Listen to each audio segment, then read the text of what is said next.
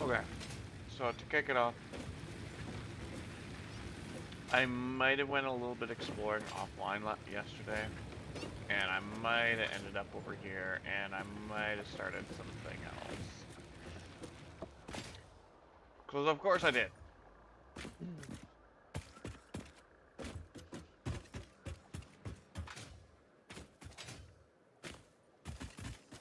But I mean, look at this view. Anyways, we are right here.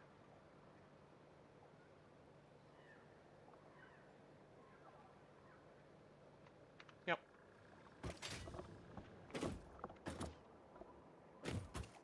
Cool beans. So we're gonna continue working on this, and we're gonna listen to the provincial debate. If you don't know, I am Canadian. What you also don't know is mind your own damn business wouldn't apply here, or doesn't apply here, when your neighboring country is like the world's superpower, militarily speaking and financially speaking, so it affects everybody. So if you come in here with that attitude, you're gonna go nowhere. I don't know, struggle. The struggle bus comes every half an hour. Alright, here we go. All right, I'm going to leave it there. The ABC debate is beginning. We'll take you there now. The struggle bus is here. Face-to-face meeting ever. A historic race for president upended just weeks ago. President Biden withdrawing after his last debate. Donald Trump now up against a new opponent. The candidates separated by the smallest of margins, essentially tied in the polls nationally and in the key battlegrounds, including right here in Pennsylvania, all still very much in play. The ABC News presidential debate starts right now. This is an ABC News special. The most consequential moment of this campaign. Kamala Harris. Together, we will chart a new way forward. What a start. Donald Trump. We will soon be a great nation again. Face to face. Historic. The ABC News presidential debate. Here now, David Muir and Lindsay Davis.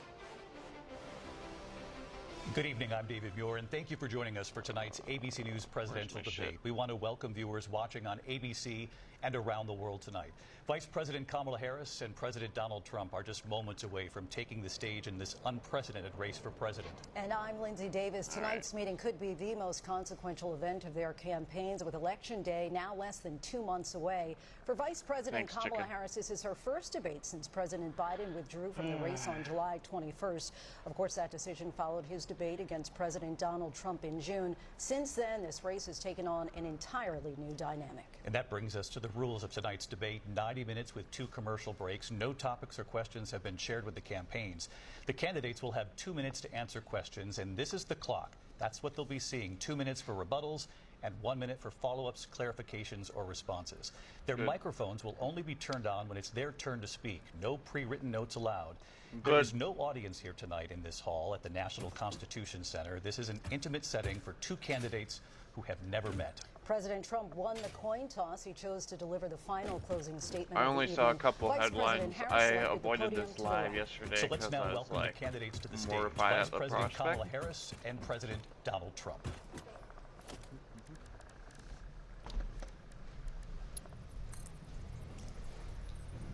Kamala Harris. Thank you. Welcome to you both. It's wonderful to have you. It's an honor to have you both here tonight. Good evening. We are looking forward to a spirited and thoughtful debate. So let's get started. Good luck. I want to begin tonight with the issue that voters repeatedly say is their #1 issue, and that is the economy and the cost of living in this country. Vice President Harris, you and President Trump were elected 4 years ago, and your opponent on the stage here tonight often asks his supporters, are you better off than you were 4 years ago? When it comes to the economy, do you believe Americans are better off than they were 4 years ago? So I was raised as a middle-class kid, and I am actually the only person on this stage who has a plan that is about lifting up the middle class and working people of America. I believe in the ambition, the aspirations, the dreams of the American people. And that is why I imagine and have actually a plan to build what I call an opportunity economy. Because here's the thing. We know that we have a shortage of homes and housing, and the cost of housing is too expensive for far too many people. We know that young families need support to raise their children, and I intend on extending a tax cut for those families of $6,000, which is the largest child tax credit that we have given in a long time, so that those young families can afford to buy a crib, buy a car seat, buy clothes for their children. My passion, one of them, is small businesses. My mother raised my sister and me, but there was a woman who helped raise us. We call her our second mother. She was a small business owner. I love our small businesses. My plan is to give a $50,000 tax deduction to startup small businesses, knowing they are part of the backbone of America's economy. My opponent, on the other hand, his plan is to do what he has done before. Nice. Which is to provide a tax cut for billionaires and big corporations, which will result in $5 trillion to America's deficit. My opponent has a plan that I call the Trump sales tax, which would be a 20% tax on everyday goods that you rely on to get through the month. Economists have said that Trump sales tax would actually result for middle-class families in about $4,000 more a year because of his policies and his ideas about what should be the backs of middle-class people paying for tax cuts for billionaires. President Trump, I'll give you 2 minutes. First of all, I have no sales tax. That's an incorrect statement. She knows that. We're We're doing tariffs on other countries. Other countries are going to finally, after 75 years, pay us back for all that we've done for the world. And the tariff will be substantial in some cases. I took in billions and billions of dollars, as you know, from China. In fact, they never took the tariff off because there was so much money they can't. They would totally destroy everything that they've set out to do. They're taking in billions of dollars from China and other places. They've left the tariffs on. When I had it, I had tariffs, and yet I had no inflation. Look, we've had a terrible economy because inflation which is really known as a country buster. It breaks up countries. We have inflation like very few people have ever seen before, probably the worst in our nation's history. We were at 21%, but that's being generous because many things are 50, 60, 70, and 80% higher than they were just a few years ago. This has been a disaster for people, for the middle class, but for every class. On top of that, we have millions of people pouring into our country from prisons and jails, from mental institutions and insane asylums, and they're coming in and they're taking jobs that are occupied right now by African Americans and Hispanics, and also unions. Unions are going to be affected very soon.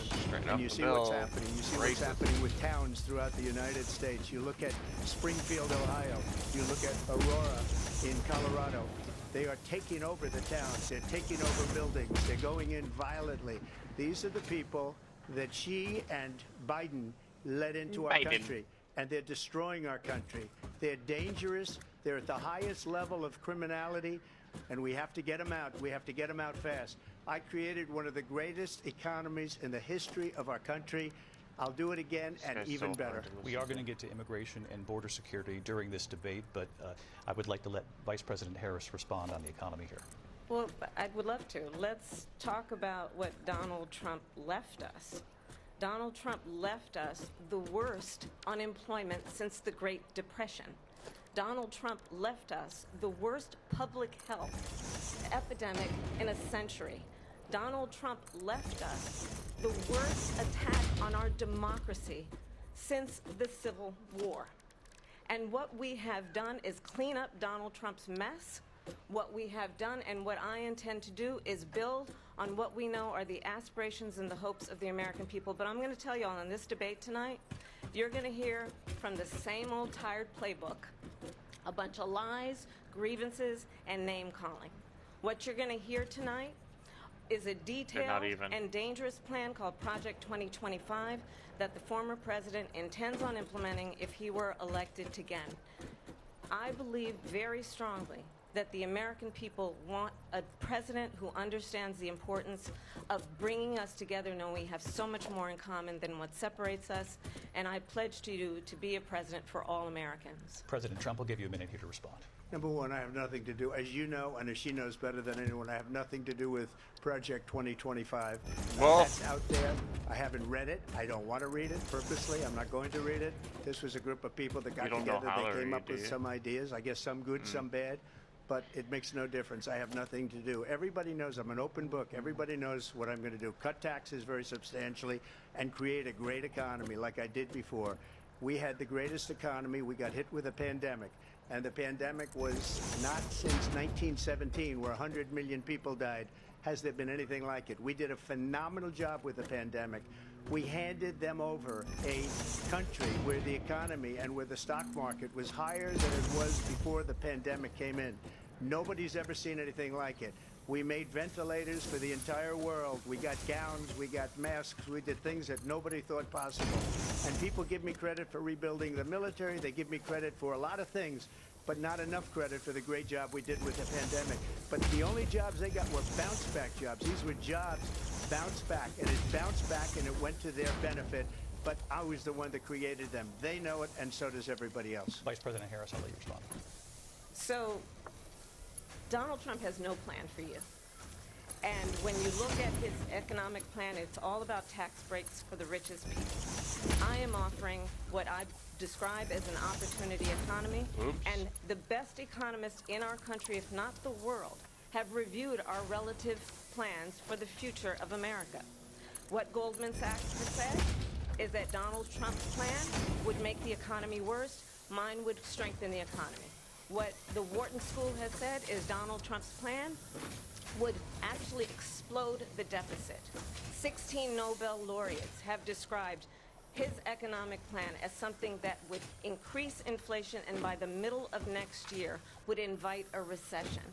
You just have to look at where we are and where we stand on the issues. And I'd invite you to know that Donald Trump actually has no plan for you because he is more interested in defending himself than he is in looking out for you.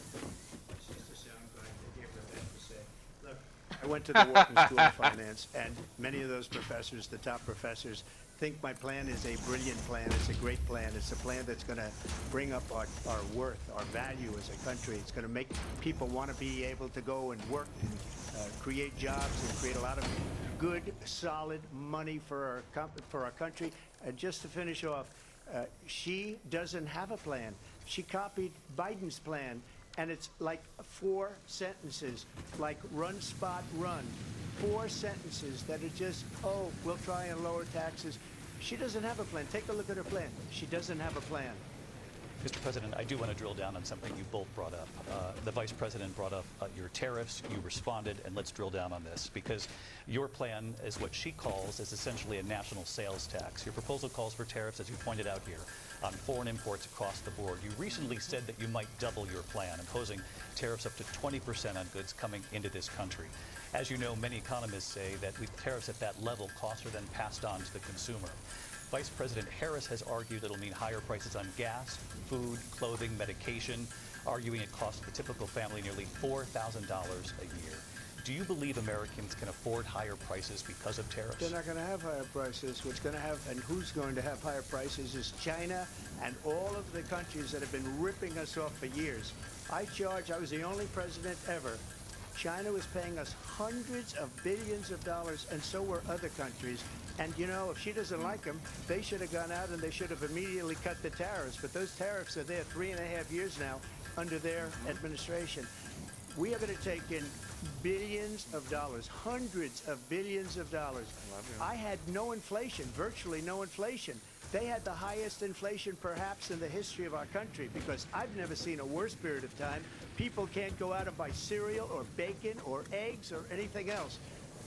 The people of our country are absolutely dying with what they've done. They've destroyed the economy. And all you have to do is look at a poll. The polls say 80 and 85 and even 90% that the Trump economy was great, that their economy was terrible. Vice President Harris, I do want to ask for your response, and you heard what the president said there, because the Biden administration did keep a number of the Trump tariffs in place. So how do you respond? Well, let's be clear that the Trump administration resulted in a trade deficit, one of the highest we've ever seen in the history of America. He invited trade wars.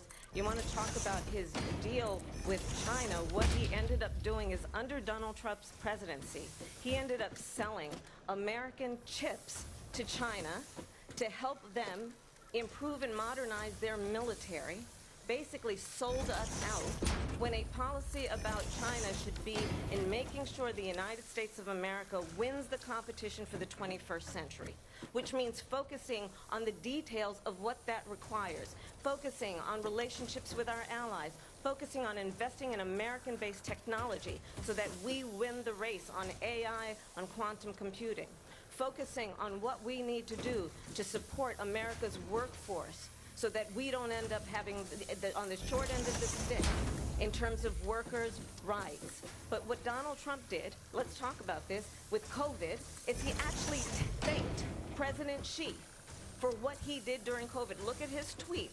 Thank you, President Xi, exclamation point, when we know that Xi was responsible for lacking and not giving us transparency about the origins of COVID. President Trump, I'll let you respond. First of all, they bought their chips from Taiwan. We hardly make chips anymore because of philosophies like they have and policies like they have. I don't say her because she has no policy. Everything that she believed 3 years ago and 4 years ago is out the window. She's going to my philosophy now. In fact, I was going to send her a MAGA hat.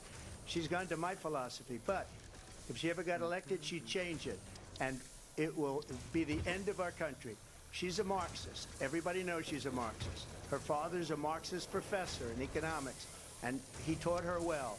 But when you look at what she's done to our country, and when you look at these millions and millions of people that are pouring into our country monthly, where it's, I believe, 21 million people, not the 15 that people say, and I think it's a lot higher than the 21. That's bigger than New York State pouring in. And just look at what they're doing to our country. They're criminals. Many of these people coming in are criminals. And that's bad for our economy, too. You know, you mentioned before, we'll talk about immigration later. Well, bad immigration is the worst thing that can happen to our economy.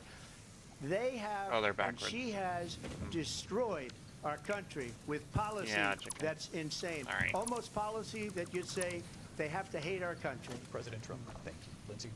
I want to turn to the issue of abortion. Thank you so much. President Trump, you've often touted that you were able to kill Roe v. Wade. Last year, you said that you were proud to be the most pro-life president in American history. Then last month, you said that your administration would be great for women and their reproductive rights.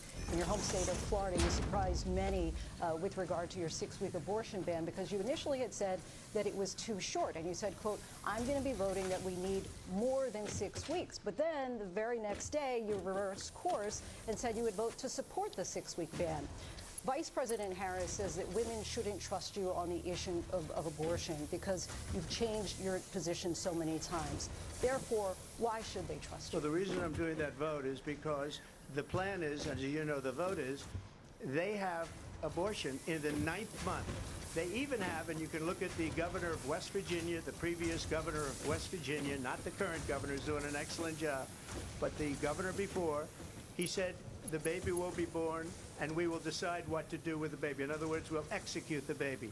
And that's why I did that, because that predominates, because they're radical. The Democrats are radical in that. And her vice presidential pick, which I think was a horrible pick, by the way, for our country, because he is really out of it. But her vice presidential pick says abortion the sweetest in the man 9th imaginable month in is politics right now. fine. He also says Unimaginable. execution after birth. It's execution, no longer abortion, because the baby is born, is okay. And This that's is not fucking okay with me. disgusting. Hence the vote. But what I did is something for 52 years they've been trying to get Roe v. Wade into my the God. states. And through the genius and heart and strength of 6 Supreme Court justices, we were able to do that. Now, I believe in the exceptions for rape, incest, and life of the mother. I believe strongly in it. Ronald Reagan did also. 85% of Republicans do. Exceptions. Very important. But we were able to get it, and now states are voting on it. And for the first time, you're going to see, look, this is an issue that's torn our country apart for 52 years. Every legal scholar every Democrat, every Republican, liberal, conservative, they all wanted this issue to be brought back to the states where the people could vote. And that's what happened. Now, Ohio, the vote was somewhat liberal. Kansas, the vote was somewhat liberal, much more liberal than people would have thought. But each individual state is voting. It's the vote of the people now. It's not tied up in the federal government.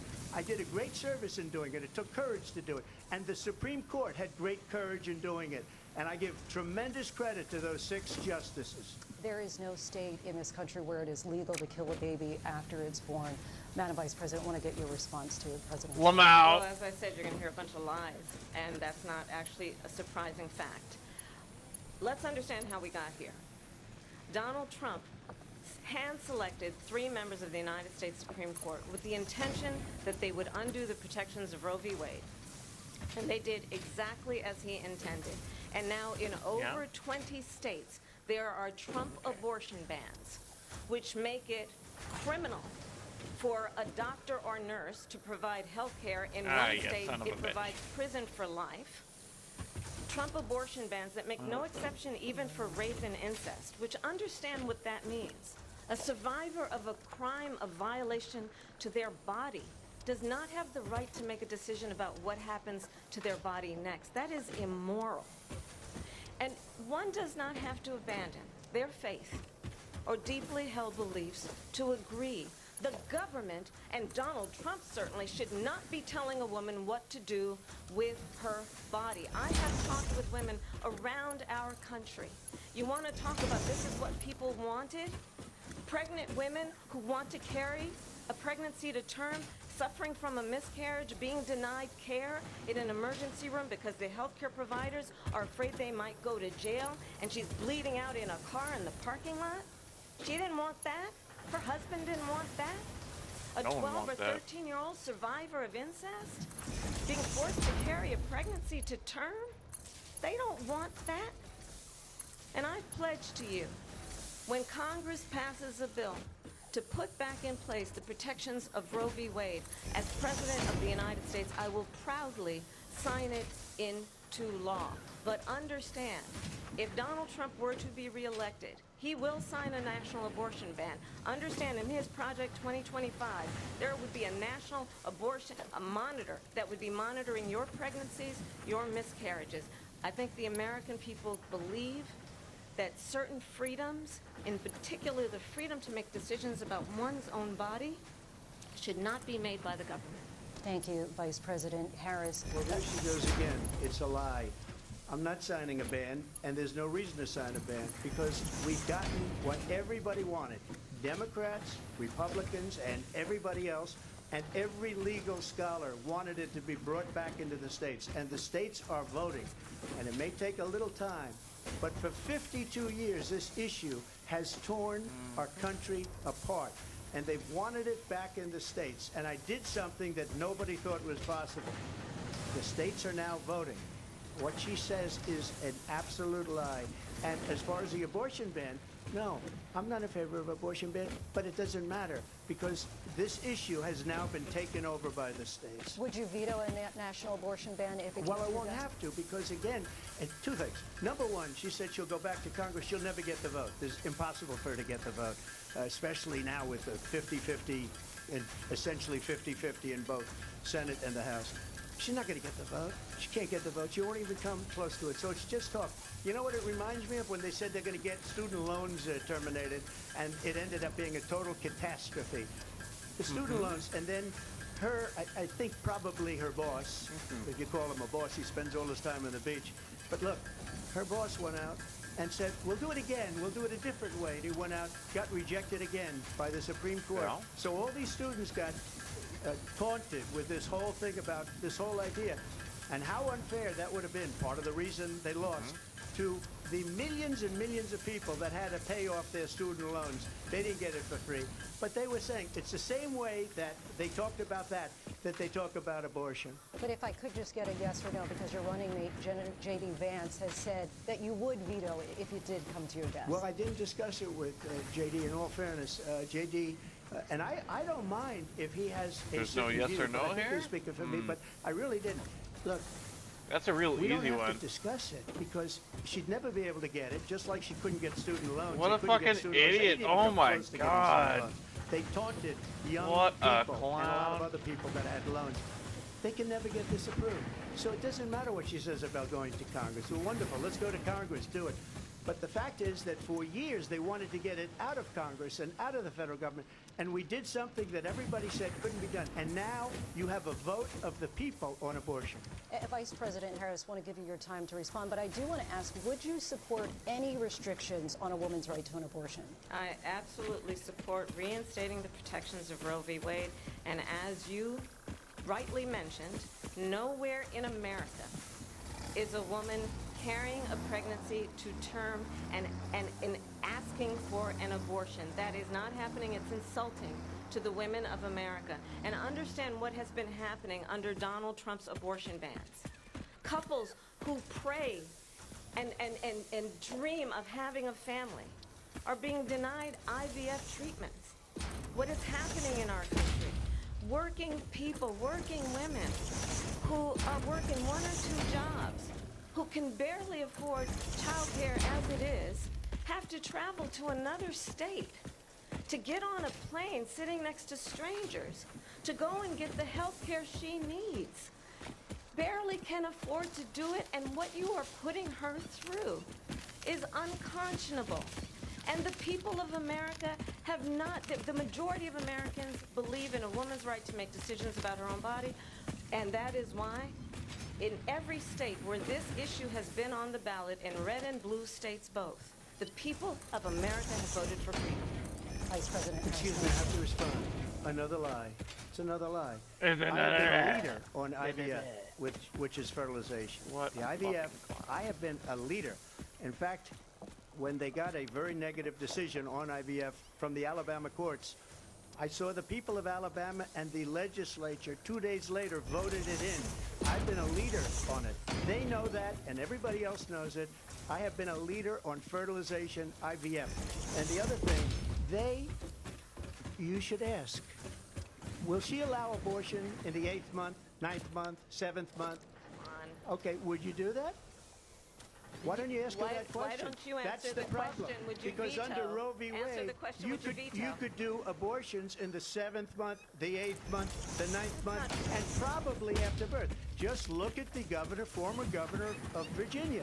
The governor of Virginia said we put the baby aside and then we determine what we want to do with the baby. President Trump, thank you. We're going to turn now to immigration and border security. We know it's an issue that's important to Republicans, Democrats, voters across the board in this country.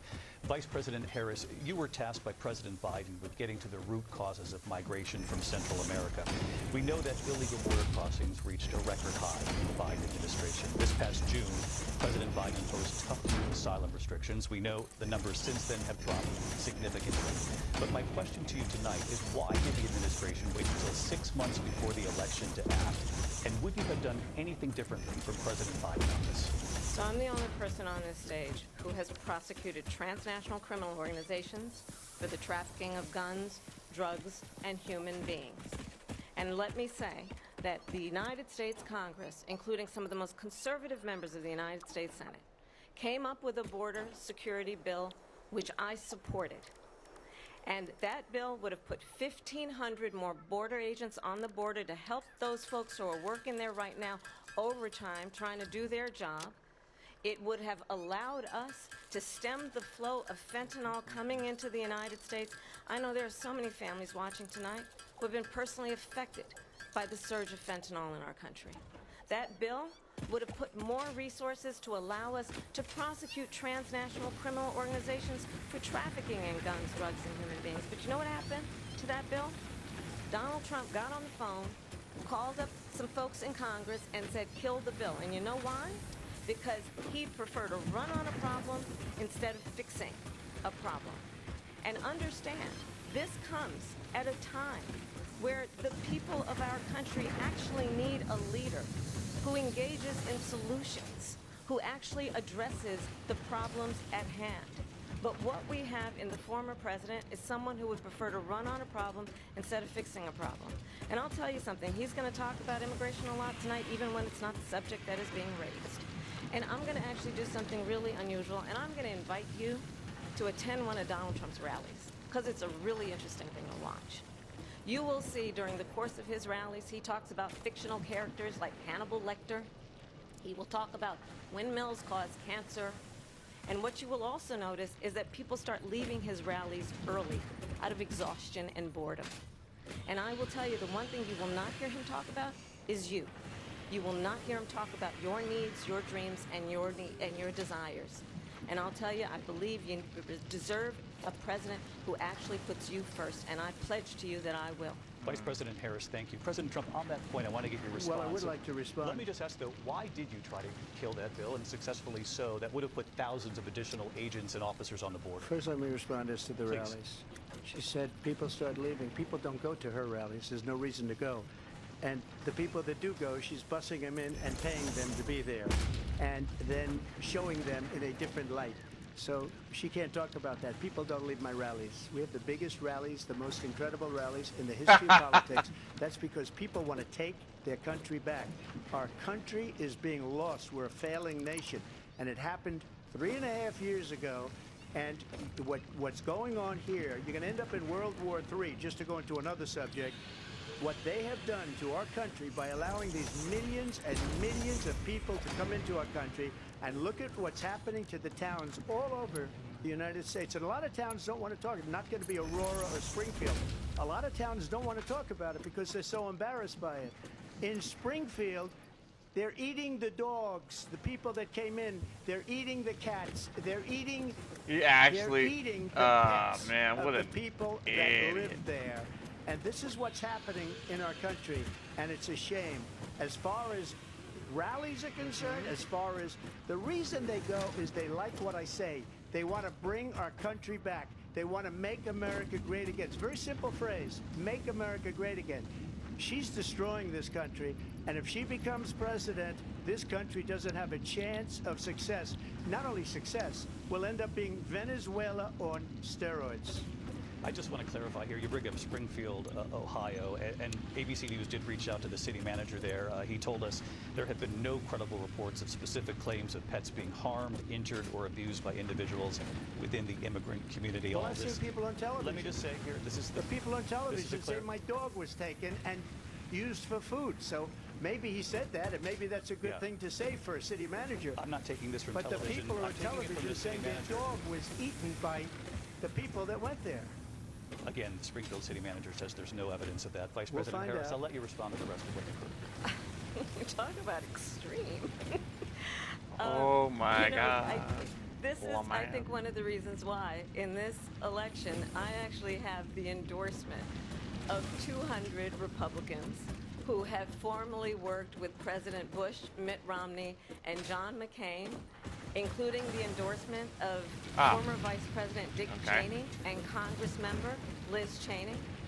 And if you want to really know the inside track on who the former president is, if you didn't make it clear already, just ask people who have worked with him. His former chief of staff, a 4-star general, has said he has contempt for the Constitution of the United States. His former national security advisor has said he is dangerous and unfit. His former Secretary of Defense has said the nation, the Republic, would never survive another Trump term. And when we listen to this kind of rhetoric, when the issues that affect the American people are not being addressed, I think the choice is clear in this election. President Trump, I'll give you a quick minute to respond. Yeah, thank you, because when I hear that, see, I'm a different kind of a person. I fired most of those people. Not so graciously. They did bad things or a bad job. I fired them. They never fired one person. They didn't fire anybody having to do with Afghanistan and the Taliban and the 13 people whose were just killed, viciously and violently killed. And I got to know the parents and the family. They didn't fire. They should have fired all those generals, all those top people, because that was one of the most incompetently handled situations anybody has ever seen. So when somebody does a bad job, I fire him. And you take a guy like Esper. He was no good. I fired him, so he writes a book. Another one writes a book, because with me they can write books. With nobody else can they. But they have done such a poor job. and they never fire anybody. Look at the economy. Look at the inflation. They didn't fire any of their economists. They have the same people. That's a good way not to have books written about you. But just to finish, I got more votes than any Republican in history by far. In fact, I got more votes than any sitting president in history by far. Let me continue on immigration. It was what you wanted to talk about earlier, so let's get back to your deportation proposal that the vice president has reacted to as well. President Trump, you call this the largest domestic deportation operation in the history of our country. You say you would use the National Guard. You say if things get out of control, you'd have no problem using the U.S. military. You also said you would use local police.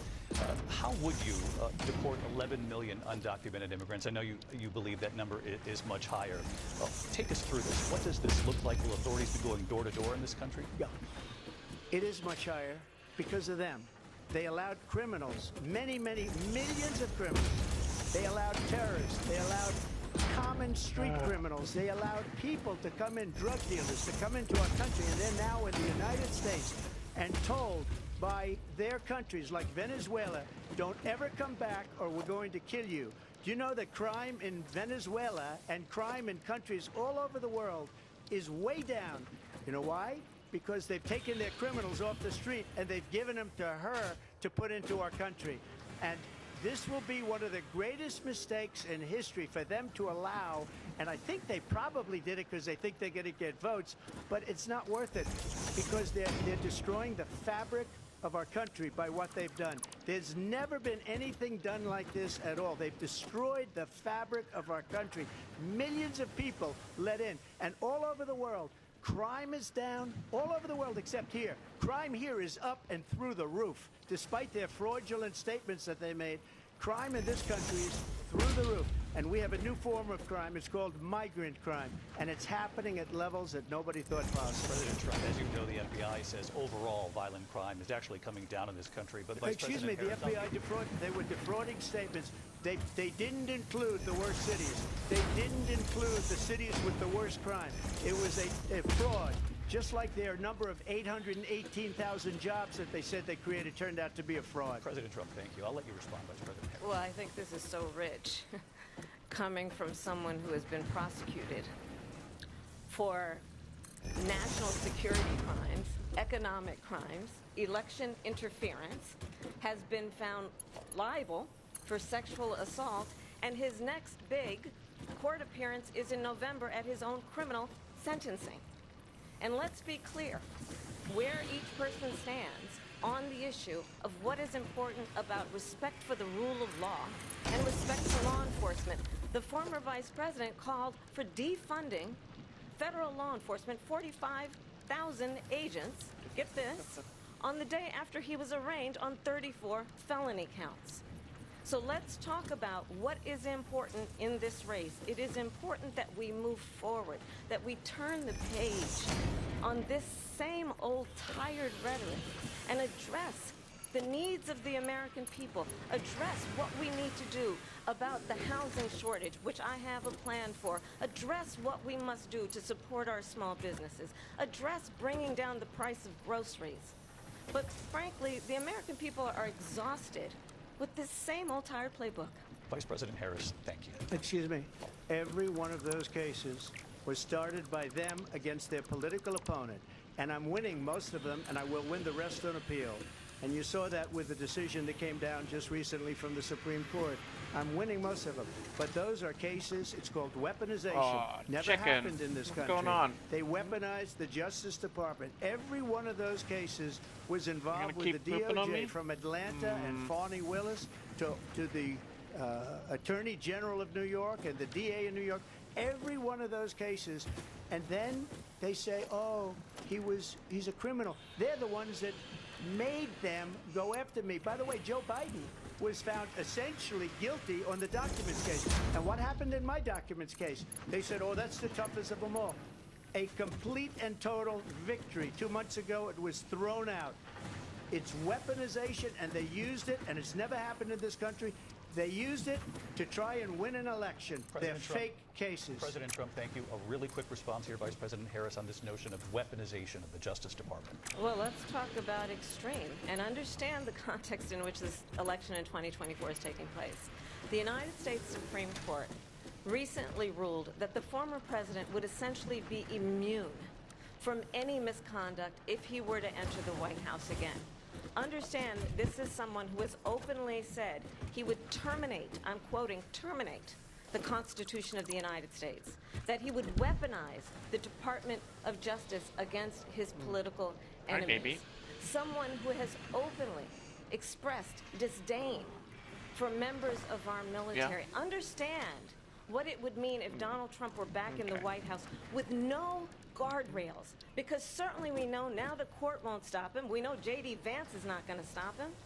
It's up to the American people to stop him. Vice President Harris, in your last run for president.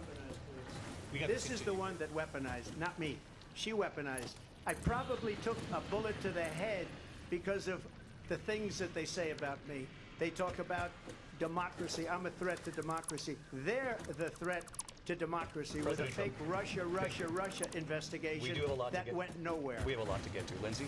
Vice President Harris, in your last run for president, you said you wanted to ban fracking. Now you don't. You wanted mandatory government buyback programs for assault weapons. Now your campaign says you don't. You supported decriminalizing border crossings. Now you're taking a harder line. I know you say that your values have not changed. So then why have so many of your policy positions changed? So my values have not changed, and I'm going to discuss every one of the, at least every point that you've made. But in particular, let's talk about fracking because we're here in Pennsylvania. I made that very clear in 2020. I will not ban fracking. I have not banned fracking as Vice President of the United States, and in fact, I was the tie-breaking vote on the Inflation Reduction Act, which opened new leases for fracking. My position is that we have got to invest in diverse sources of energy so we reduce our reliance on foreign oil. We have had the largest increase in domestic oil production in history because of an approach that recognizes that we cannot over-rely on foreign oil. As it relates to my values, let me tell you, I grew up a middle-class kid raised by a hardworking mother who worked and saved and was able to buy our first home when I was a teenager. The values I bring to the importance of home ownership, knowing not everybody got handed $400 million on a silver platter and then filed bankruptcy 6 times, is a value that I bring to my work to say we are going to work with the private sector and home builders to increase 3 million homes, increase by 3 million homes by the end of my first term. My work that is related to having a friend when I was in high school who was sexually assaulted by her stepfather. And my focus then on protecting women and children from violent crime is based on a value that is deeply grounded in the importance of standing up for those who are most vulnerable. My work that is about protecting Social Security and Medicare is based on long-standing work that I have done, protecting seniors from scams. My values have not changed. And what is important is that there is a president who actually brings values and a perspective that is about lifting people up and not beating people down. And name-calling. The true measure of the leader is the leader who actually understands the strength is not in beating people down, it's in lifting people up. I intend to be that president. President Trump, well, first of all, I wasn't given $400 million. I wish I was. My father was a Brooklyn builder, Brooklyn, Queens, and a great father, and I learned a lot from him. But I was given a fraction of that, a tiny fraction, and I built it into many, many billions of dollars, many, many billions. And when people see it, they are even surprised. So we don't have to talk about that. Fracking, she's been against it for 12 years. Defund the police, she's been against that forever. She gave all that stuff up.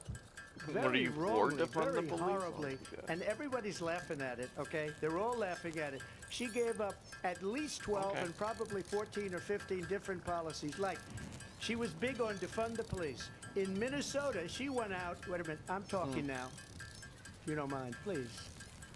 Does that sound familiar? She went out in Minnesota and wanted to let criminals that killed people, that burned down Minneapolis, she went out and raised money to get them out of jail.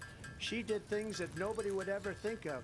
Now she wants to do transgender operations on illegal aliens that are in prison. This is a radical left liberal. What? Do this. She wants to confiscate What your kind guns, of fucking and she will glue never sniffing allow shit is fracking that? in Oh my Pennsylvania. lord. If she won the election, Oh my fracking in lord. Pennsylvania will end on day one. Oh Just my to finish God. one thing so important in my opinion. So I got the oil business going like nobody has ever done before. They took, when they Man, took over, I was thinking they about got rid of it, pausing started and getting rid of like it, digesting and the some of prices this were going up as the roof. we're going they through it. immediately let these guys I'm go just gonna let it to run. where they were. I couldn't be I fucking would've bothered. been This is 5 so fucking times, bonkers. 4 times, 5 times higher, because you're talking about 3.5 years ago. They got it up to where I was because they had no choice, because the prices of energy were quadrupling and doubling. You saw what happened to gasoline. So they said, let's go back to Trump. But if she won the election, the day after that election, they'll go back to destroying our country, and oil will be dead, fossil fuel will be dead. We'll go back to windmills, and we'll go back to solar, where they need a whole desert to get some energy to come out. You ever see a solar plant? By the way, I'm a big fan of solar, but they take 400, 500 acres of desert oil. These are not good things for the environment, as she understands. Thank you. Lindsay, thank you. We have Well, they're an election fighting. in just 56 days. Holy And I want fuck. to talk about the peaceful transfer of power, which, of course, we all know is a cornerstone of our Oh no, you. democracy Oh, and the role you're of the president you're radioactive. in a moment of crisis. Mr. President, on January 6th, you told your supporters to march to the Capitol. You said you would be right there with them. The was it country and dead? the world saw what played out at the Capitol that day, the officers coming under attack. Aides in the West can't Wing even say go you near watched to it its unfold body. on television off the Oval Office. That's crazy. You did send out tweets, but it was more than 2 hours before you sent out that video message telling your supporters to go home. Is there anything you regret about what you did on that day? You just said a thing that isn't covered. Peacefully and patriotically, I said during my speech, not later on. Peacefully and patriotically. And nobody on the other side was killed. Ashley Babbitt was shot by an out-of-control police officer that should have never, ever shot her. It's a disgrace. But we didn't do this group of people that have been treated so badly. I asked, what about all the people that are pouring into our country and killing people? That she allowed to pour in. She was the border czar, remember that. She was the border czar. She doesn't want to be called the border czar because she's embarrassed by the border. In fact, she said at the beginning, oh, I'm surprised you're not talking about the border yet. That's because she knows what a bad job they've done. What about those people? What are they going to be The red prosecuted? When are these people from countries all over the world, not just South America, they're coming in from all over the world, David, all over the world, and crime rates are down all over the world because of it. When are those, David, when are those people going to be prosecuted? When are the people that burned down Minneapolis going to be prosecuted? Or in Seattle, they went into Seattle, they took over a big percentage of the city of Seattle. When are those people going to be prosecuted? You might ask her that question. You were the president. You were watching it unfold on television. It's a very simple question as we move forward toward another election. Is there anything you regret about what you did on that day? Yes, sir. I had nothing to do with that other than they asked me Oh to make a my speech. God, you I were showed the up for a fucking speech. I president. said, I think it's going to be big. I went to Nancy Pelosi and the mayor of Washington, D.C., and the mayor put it back in writing, you know. I said, you know, this is going to be a very big rally or whatever you want to call it. And again, it wasn't done by me. It was done by others. I said, I'd like to give you 10,000 National Guard or soldiers. They rejected me. Nancy Pelosi rejected me. It was just 2 weeks ago. Her daughter has a tape of her saying she is fully responsible for what happened. They want to get rid of that tape. It would have never happened if I need a Nancy ladder up. Pelosi and the mayor of Washington did their jobs. I wasn't responsible for security. Nancy Pelosi was You're never responsible for She didn't do her anything, job. though, The eh? question was about you as president, not about former Speaker Pelosi, but I do want Vice President Harris to respond. I was at the Capitol on January 6th. I was the vice president-elect. I was also an acting senator. I was there. And on that day, the President of the United States incited a violent mob to attack our nation's capital, to desecrate our nation's capital. On that day, 140 law enforcement officers were injured, and some died. And understand, the former president has been indicted and impeached for exactly that reason. But this is not an isolated situation. Let's remember Charlottesville, where there was a mob of people carrying tiki torches, spewing anti-Semitic hate. And what did the president then at the time say? There were fine people on each side. Let's remember that when it came to the Proud Boys, a militia, the president said, the former president said, stand back and stand by. So for everyone watching who remembers what January 6th was, I say we don't have to go back. Let's not go back. We're not going back. It's time to turn the page. And if that was a bridge too far for you, well, there is a place in our campaign for you to stand for country, to stand for our democracy, to stand for rule of law, and to end the chaos, and to end the approach that is about attacking the foundations of our democracy because you don't like the outcome. And be clear on that point. Donald Trump, the candidate, has said in this election there will be a bloodbath if this and the outcome of this election is not to his liking. Let's turn the page on this. Let's not go back. Let's chart a course for the future and not go backwards to the past. Let me just follow up here. It was a different term, and it was a term that related to energy because they have destroyed our energy business. That was where bloodbath was. Also, on Charlottesville, that story has been, as you would say, debunked. Laura Ingraham, Sean Hannity, Jesse, all of these people, they covered it. If they go an extra sentence, they will see it was perfect. It was debunked in almost every newspaper, but they still bring it up, just like they bring 2025 up. They bring all of this stuff up. I ask you this, you talk about the Capitol. Why are we allowing these millions of people to come through on the southern border? How come she's not doing anything? And I'll tell you what I would do, and I would be very proud to do it. I would say we would both leave this debate right now. I'd like to see her go down to Washington, D.C. during this debate because we're wasting a lot of time. Go down to, because she's been so bad, it's so ridiculous. Go down to Washington, D.C. and let her sign a bill to close up the border because they have the right to do it. They don't need bills. They have the right to do it. The President of the United States, you'll get him out of bed, you'll wake him up at 4 o'clock in the afternoon, you'll say, come on down to the office, let's sign a bill. If he signs a bill that the border is closed, all he has to do is say it to the Border Patrol, who are phenomenal. If they do that, the border is closed. Mr. Those President, people are killing many people, unlike J6. We talked immigration here tonight. I do want to focus on this next issue to both of you because it really brings us this into focus, truth in these times that we're living in. Mr. President, for 3.5 years after you lost the 2020 election, you repeatedly falsely claimed that you won, many times saying you won in a landslide. In the past couple of weeks leading up to this debate, you have said, quote, you lost by a whisker, that you, quote, didn't quite make it, that you came up a little bit short. Are you now acknowledging that you lost in 2020? No, I don't acknowledge that at all. But I you said did that say sarcastically. But You know that. It was said, oh, we lost by a whisker. That was said sarcastically. Look, there's so much proof. All you have to do is look at it. And they should have sent it back to the legislatures for approval. I got almost 75 million votes, the most votes any sitting president has ever gotten. I was told if I got 63, which was what I got in 2016, you can't be beaten. The election, people should never be thinking about an election as fraudulent. We need two things. We need walls, and we have to have it. We have to have borders, and we have to have good elections. Our elections are bad. And a lot of these illegal immigrants coming in, they're trying to get them to vote. They can't even speak English. They don't even know what country they're in practically. And these people are trying to get them to vote. And that's why they're allowing them to come into our country. I did watch all of these pieces of video. I didn't detect the sarcasm, lost by a whisker, we didn't quite make it. And we should just point out here as clarification, and you know this, you and your allies, 60 cases in front of many judges, many of them Republican. No judge looked at it. And said they said we didn't have standing. That's the other thing. They said we didn't have standing, a technicality. Can you imagine a system where a person in an election doesn't have standing? The President of the United States doesn't have standing. That's how we lost.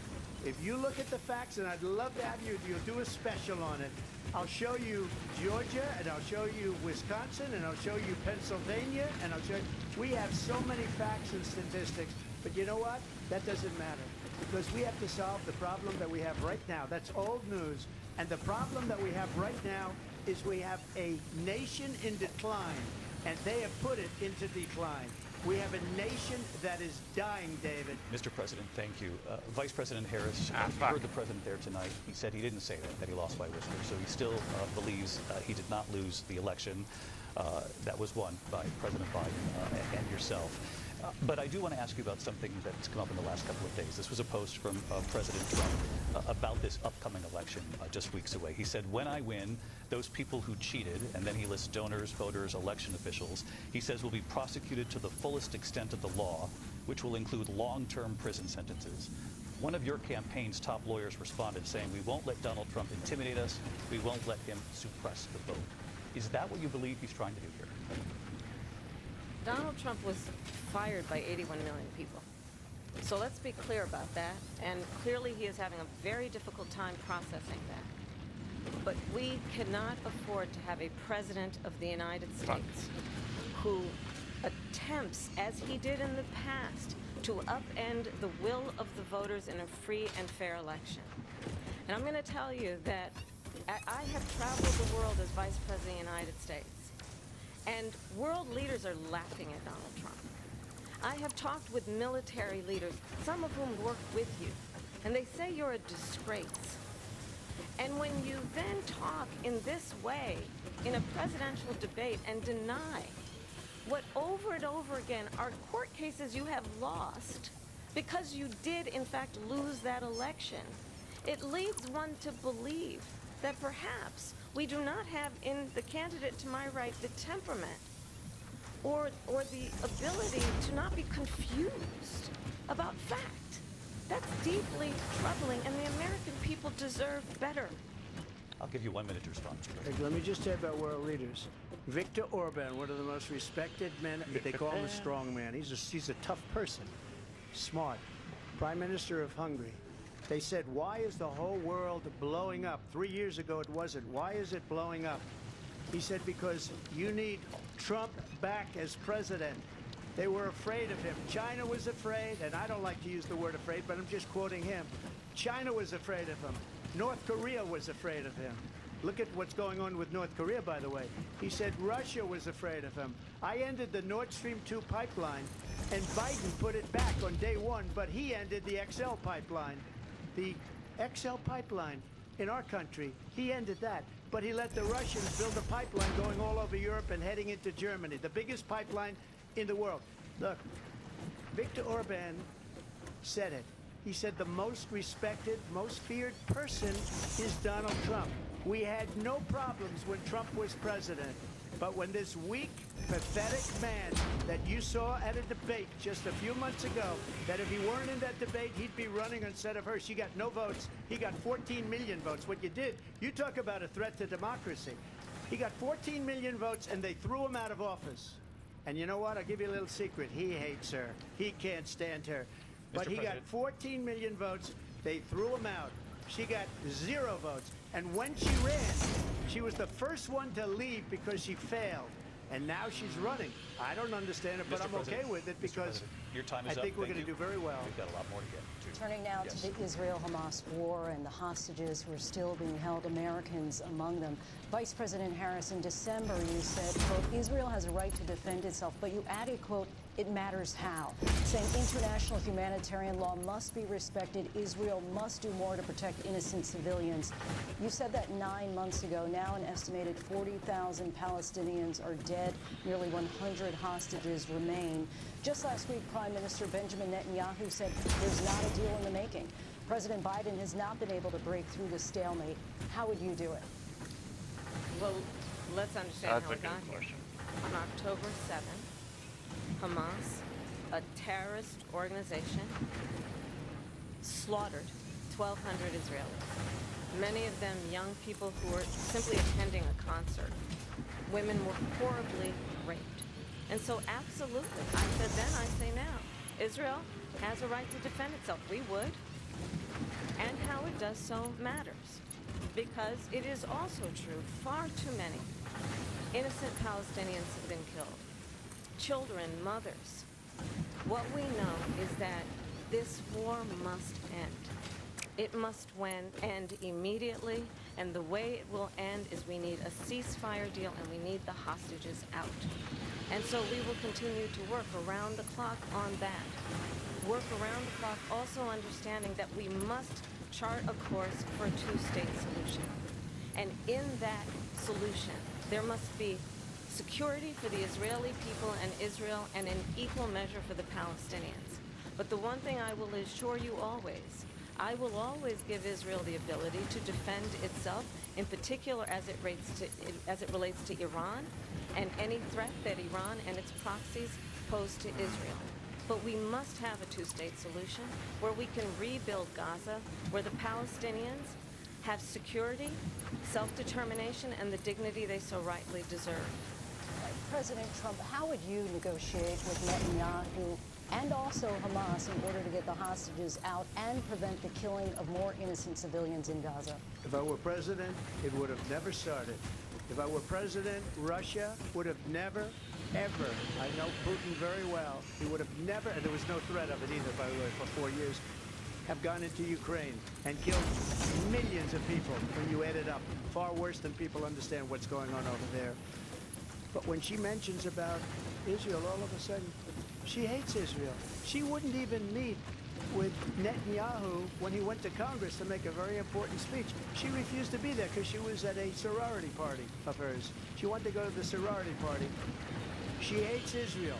If she's president, I believe that Israel will not exist within 2 years from now. And I've been pretty good at predictions, and I hope I'm wrong about that one. She hates Israel. At the same time, in her own way, she hates the Arab population because the whole place is going to get blown up. Arabs, Jewish people, Israel will be gone. It would have never happened. Iran was broke under Donald Trump. Now Iran has $300 billion because they took off all the sanctions that I had. Iran had no money for Hamas or Hezbollah or any of the 28 different spheres of terror, and they are spheres of terror, horrible terror. They had no money. It was a big story, and you know it. You covered it very well, actually. They had no money for terror. They were broke. Now they're a rich nation, and now what they're doing is they're spreading that money around. Look at what's happening with the Houthis and Yemen. Look at what's going on in the Middle East.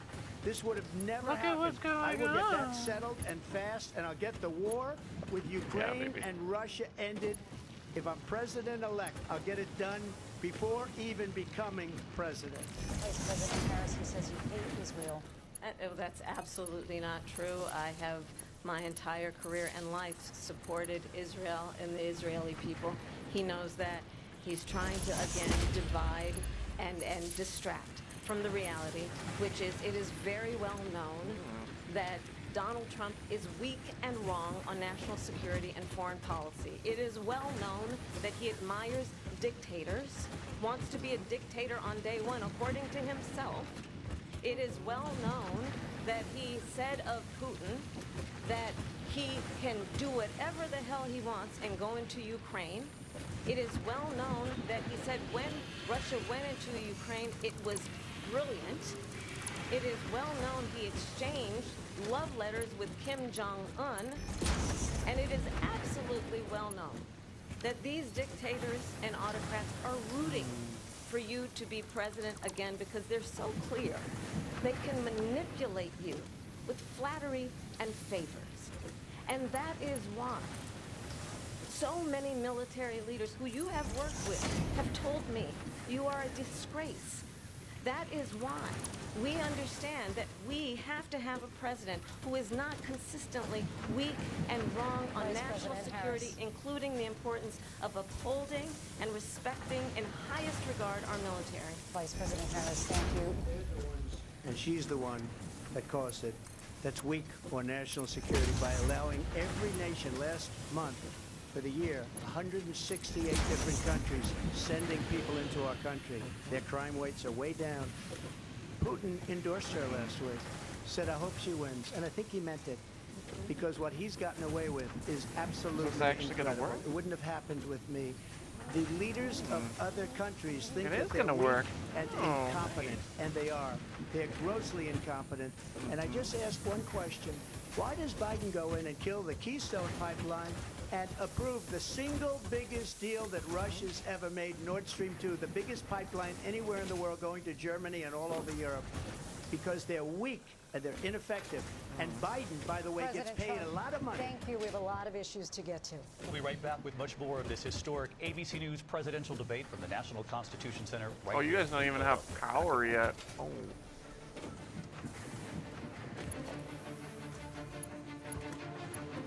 The ABC News presidential debate will continue after this.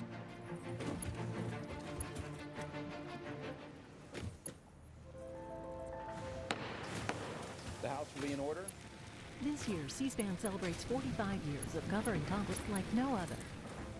Since 1979, we've been your primary source for Capitol Hill, providing balanced, unfiltered coverage of government, taking you to where the policy is debated and decided, all with the support of America's cable companies. C-SPAN, 45 years and counting, powered by cable.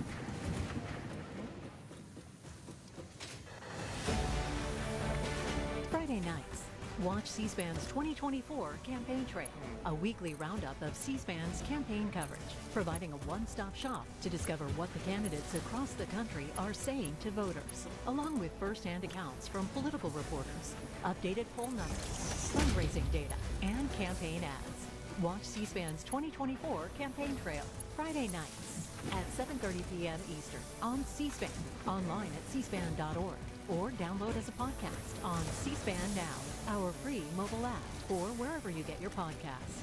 C-SPAN, your unfiltered view of politics.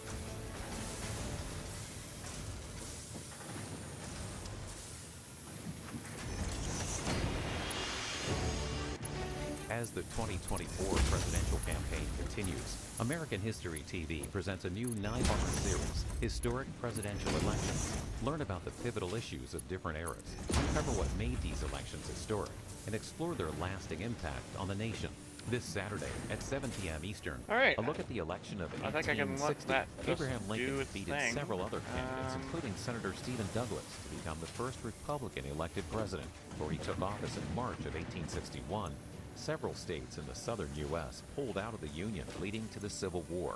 Watch Historic Presidential Elections, Saturdays at 7 p.m. Eastern on American History TV on C-SPAN 2.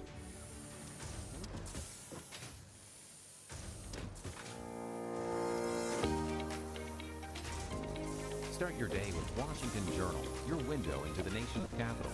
The only daily nationally televised Oh my God, these forum commercials are for killing me, discussing the please. latest issues in Washington and across the country. What I love about your show is that it gives the people an opportunity to speak for themselves on the issues that they actually care about.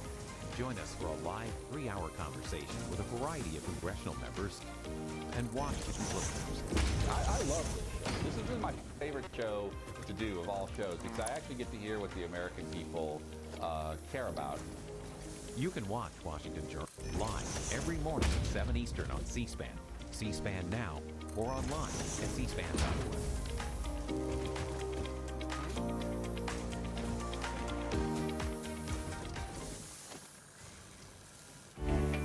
Listening to programs on C-SPAN through C-SPAN Radio is easy. Tell your smart speaker, play C-SPAN Radio, and listen to Washington Journal daily at 7 a.m. Eastern. Important public affairs events throughout the day. And weekdays, catch Washington Today. Listen to C-SPAN anytime. Just tell your smart speaker, play C-SPAN Radio. C-SPAN, powered by cable. Oh my God, C-SPAN, shut the fuck up, actually. C-SPAN Now is a free mobile app featuring... And I want to ask you if would solve this war, and has been the position... We'll head back to Philadelphia now as Vice President Harris and former President Trump meet face-to-face for the first time. You're watching C-SPAN's live coverage of the ABC News presidential debate simulcast.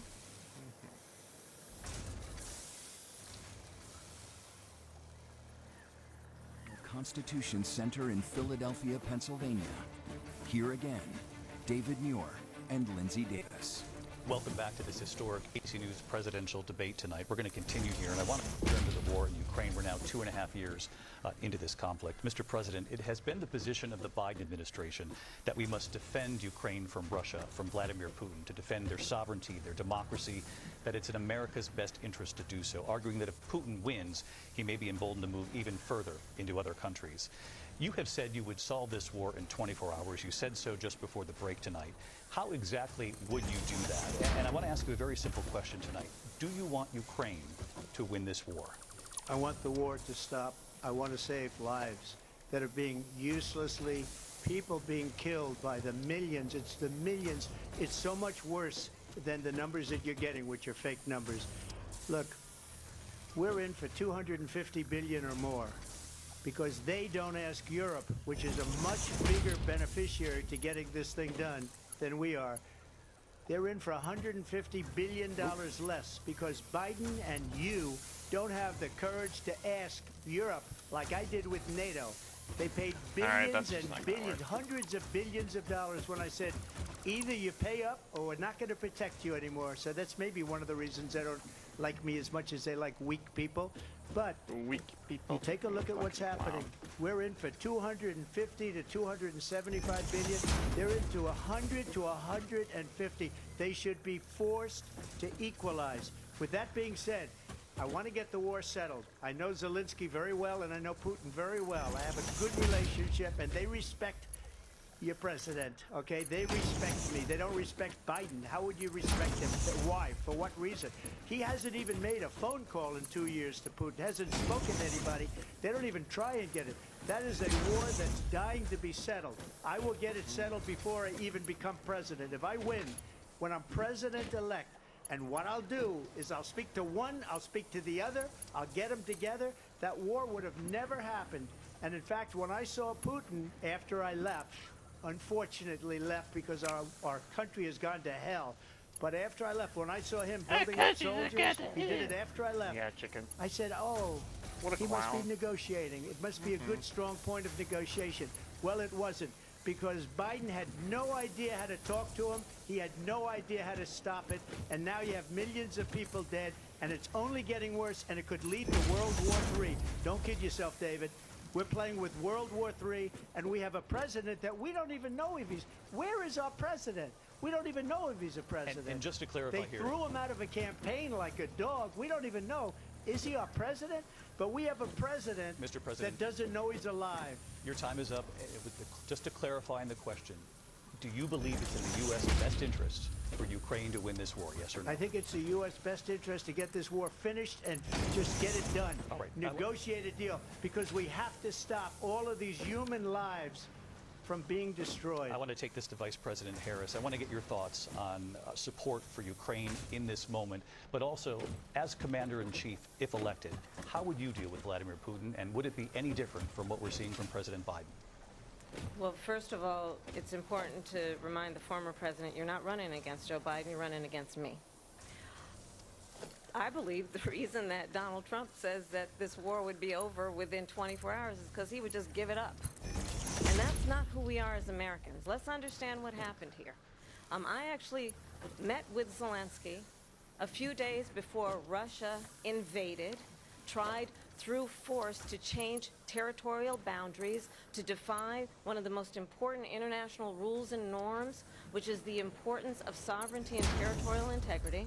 And I met with President Zelensky. I shared with him American intelligence about how he could defend himself. Days later, I went to NATO's eastern flank, to Poland and Romania. And through the work that I and others did, we brought 50 countries together to support Ukraine in its righteous defense. And because of our support, because of the air defense, the ammunition, the artillery, the javelins, the Abrams tanks that we have provided, Ukraine stands as an independent and free country. If Donald Trump were president, Putin would be sitting in Kyiv right now. And understand what that would mean, because Putin's agenda is not just about Ukraine. Understand why the European allies and our NATO allies are so thankful that you are no longer president, and that we understand the importance of the greatest military alliance the world has ever known, which is NATO, and what we have done to preserve the ability of Zelensky and the Ukrainians to fight for their independence. Otherwise, Putin would be sitting in Kyiv with his eyes on the rest of Europe, starting with Poland. And why don't you tell the 800,000 Polish Americans right here in Pennsylvania how quickly you would give up for the sake of favor and what you think is a friendship with what is known to be a dictator who would eat you for lunch. Vice President Harris, thank you. We've heard from both of you on Ukraine tonight. Afghanistan came up in the last hour. I wanted her to respond to something you said earlier, and please, I'll give you a minute here. Putin would be sitting in Moscow, and he wouldn't have lost 300,000 men and women, but he would have been sitting in Moscow, quiet please, he would have been sitting in Moscow much happier than he is right now. But eventually, you know, he's got a thing that other people don't have. He's got nuclear weapons. They don't ever talk about that. He's got nuclear weapons. Nobody ever thinks about that. And eventually, maybe he'll use them, and maybe he hasn't been that threatening, but he does have that. Something we don't even like to talk about. Nobody likes to talk about it. But just so you understand, they sent her to negotiate peace before this war started. 3 days later, he went in and he started the war because everything they said was weak and stupid. They said the wrong thing. That war should have never started. She was the emissary. They sent her in to negotiate with Zelensky and Putin, and she did. And the war started 3 days later. And that's the kind of talent we have with her. She's worse than Biden. In my opinion, I think he's the worst president in the history of our country. She goes down as the worst vice president in the history of our country. But let me tell you something. She is a horrible negotiator. They sent her in to negotiate. As soon as they left, Putin did the invasion. President Trump, thank you. You did bring up something. You said she went to negotiate with Vladimir Putin. Vice President Harris, have you ever met Vladimir Putin? Can you clarify tonight? Yet again, I said it at the beginning of this debate, you're going to hear a bunch of lies coming from this fellow. And that is another one. When I went to meet with President Zelensky, I've now met with him over 5 times. The reality is it has been about standing as America always should, as a leader upholding international rules and norms, as a leader who shows strength, understanding that the alliances we have around the world are dependent on our ability to look out for our friends and not favor our enemies because you adore strong men instead of caring about democracy. And that is very much what is at stake here. The President of the United States is Commander-in-Chief, and the American people have a right to rely on a president who understands the significance of America's role and responsibility in terms of ensuring that there is stability and ensuring we stand up for our principles and not sell them for the benefit of personal flattery. We've talked about Ukraine and Vladimir Putin. I do want to talk about Afghanistan. It came up in the first hour of this debate. I want to move on to Afghanistan. He said Trump did the most amazing thing I've ever seen. He got these countries, the 28 countries at the time, to pay up. He said, I've never seen. He's the head of NATO. He said, I've never seen. For years, we were paying almost all of NATO. We were being ripped off by European nations, both on trade and on NATO. I got them to pay up by saying one of the statements you made before, if you don't pay, we're not going to protect you. Otherwise, we would have never gotten it. He said it was one of the most incredible jobs that he's ever seen done. Thank you. I want to turn to Chubby Wubby Chicken, I love you. And we witnessed a poignant Oh my God, it's already been an hour. It feels like an eternity. In the chaotic withdrawal from Afghanistan. I do want to ask the Vice President, do you believe you bear any responsibility in the way that withdrawal played out? Well, I will tell you, I agreed with President Biden's decision to pull out of Afghanistan. 4 presidents said they would, and Joe Biden did. And as a result, America's taxpayers are not paying the $300 million a day we were paying for that endless war. And as of today, there is not one member of the United States military who is in active duty in a combat zone in any war zone around the world, first time this century. But let's understand how we got to where we are. Donald Trump, when he was president, negotiated one of the weakest deals you can imagine. He calls himself a deal maker. Even his national security advisor said it was a weak, terrible deal. And here's how it went down. He bypassed the Afghan government. He negotiated directly with a terrorist organization called the Taliban. The negotiation involved the Taliban getting 5,000 terrorists, Taliban terrorists, released. And get this, and the president at the time invited the Taliban to Camp David, a place of storied significance for us as Americans, a place where we honor the importance of American diplomacy, where we invite and receive respected world leaders. And this former president, as president, invited them to Camp David because he does not again appreciate the role and responsibility of the President of the United States to be commander-in-chief with a level of respect. And this gets back to the point of how he has consistently disparaged and demeaned members of our military, fallen soldiers, and the work that we must do to uphold the strength and the respect of the United States of America around the world. Vice President Harris, thank you. President Trump, your response to her saying that you began the negotiations with the Taliban. So, if you take a look at that period of time, the Taliban was killing our soldiers, a lot of them, with snipers. And I got involved with the Taliban because the Taliban was doing the killing. That's the fighting force within Afghanistan. They don't bother doing that because, you know, they deal with the wrong people all the time. But I got involved. And Abdul is the head of the Taliban. He is still the head of the Taliban. And I told Abdul, don't do it anymore. You do it anymore, you're going to have problems. And he said, why do you send me a picture of my house? I said, you're going to have to figure that out, Abdul. And for 18 months, we had nobody killed. We did have an agreement negotiated by Mike Pompeo. It was a very good agreement. The reason it was good, it was we were getting out. We would have been out faster than them, but we wouldn't have lost the soldiers. We wouldn't have left many Americans behind, and we wouldn't have left $85 billion worth of brand new, beautiful military equipment behind. And just to finish, they blew it. The agreement said you have to do this, and they didn't do it. They didn't do it. The agreement was terminated by us because they didn't do what they were supposed to do. I want to move on. And these people did the worst withdrawal and, in my opinion, the most embarrassing moment in the history of our country.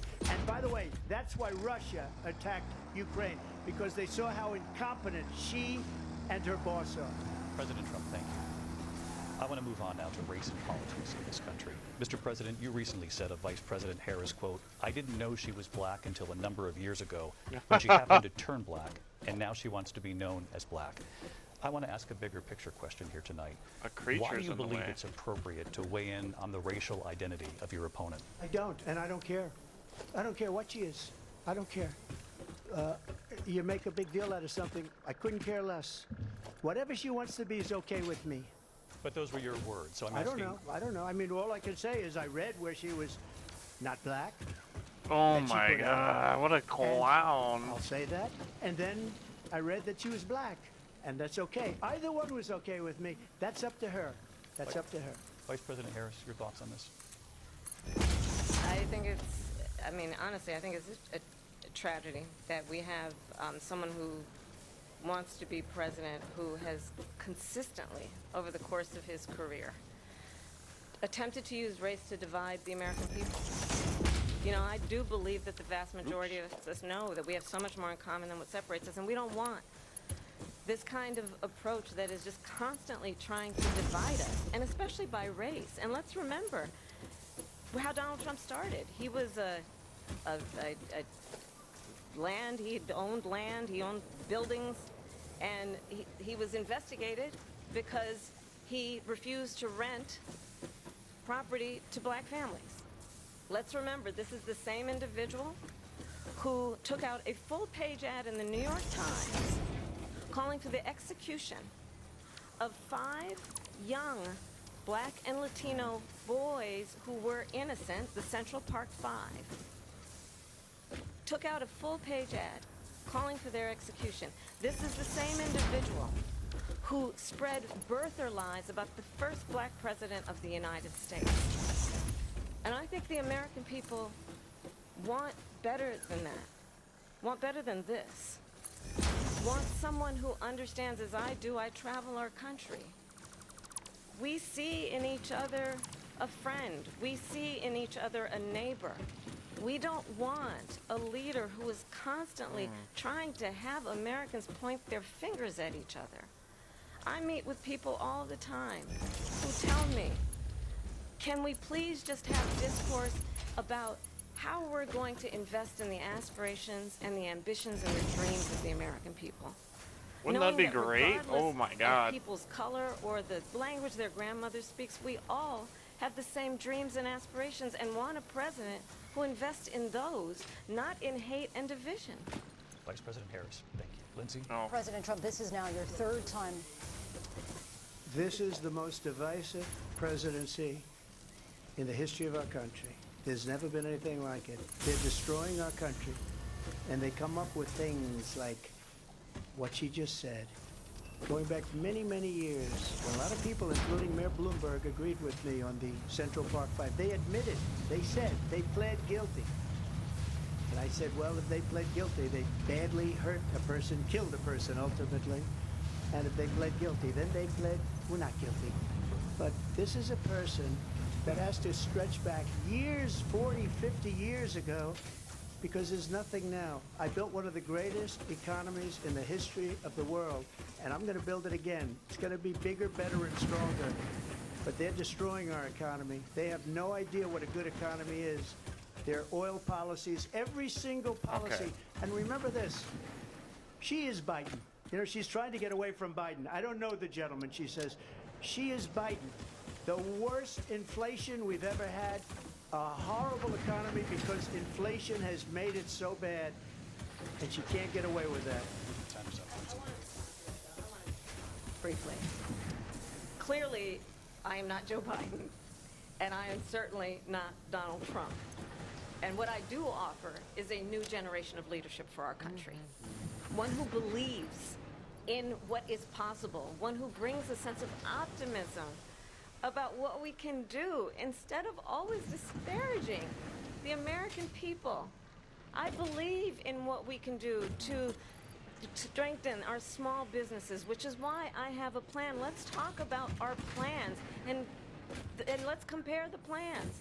I have a plan to give startup businesses $50,000 tax deduction, to pursue their ambitions, their innovation, their ideas, their hard work. I have a plan, $6,000 for young families for the first year of your child's life, to help you in that most critical stage of your child's development. I have a plan that is about allowing people to be able to pursue what has been fleeting in terms of the American dream by offering a help with down payment of $25,000 down payment assistance for first-time home buyers.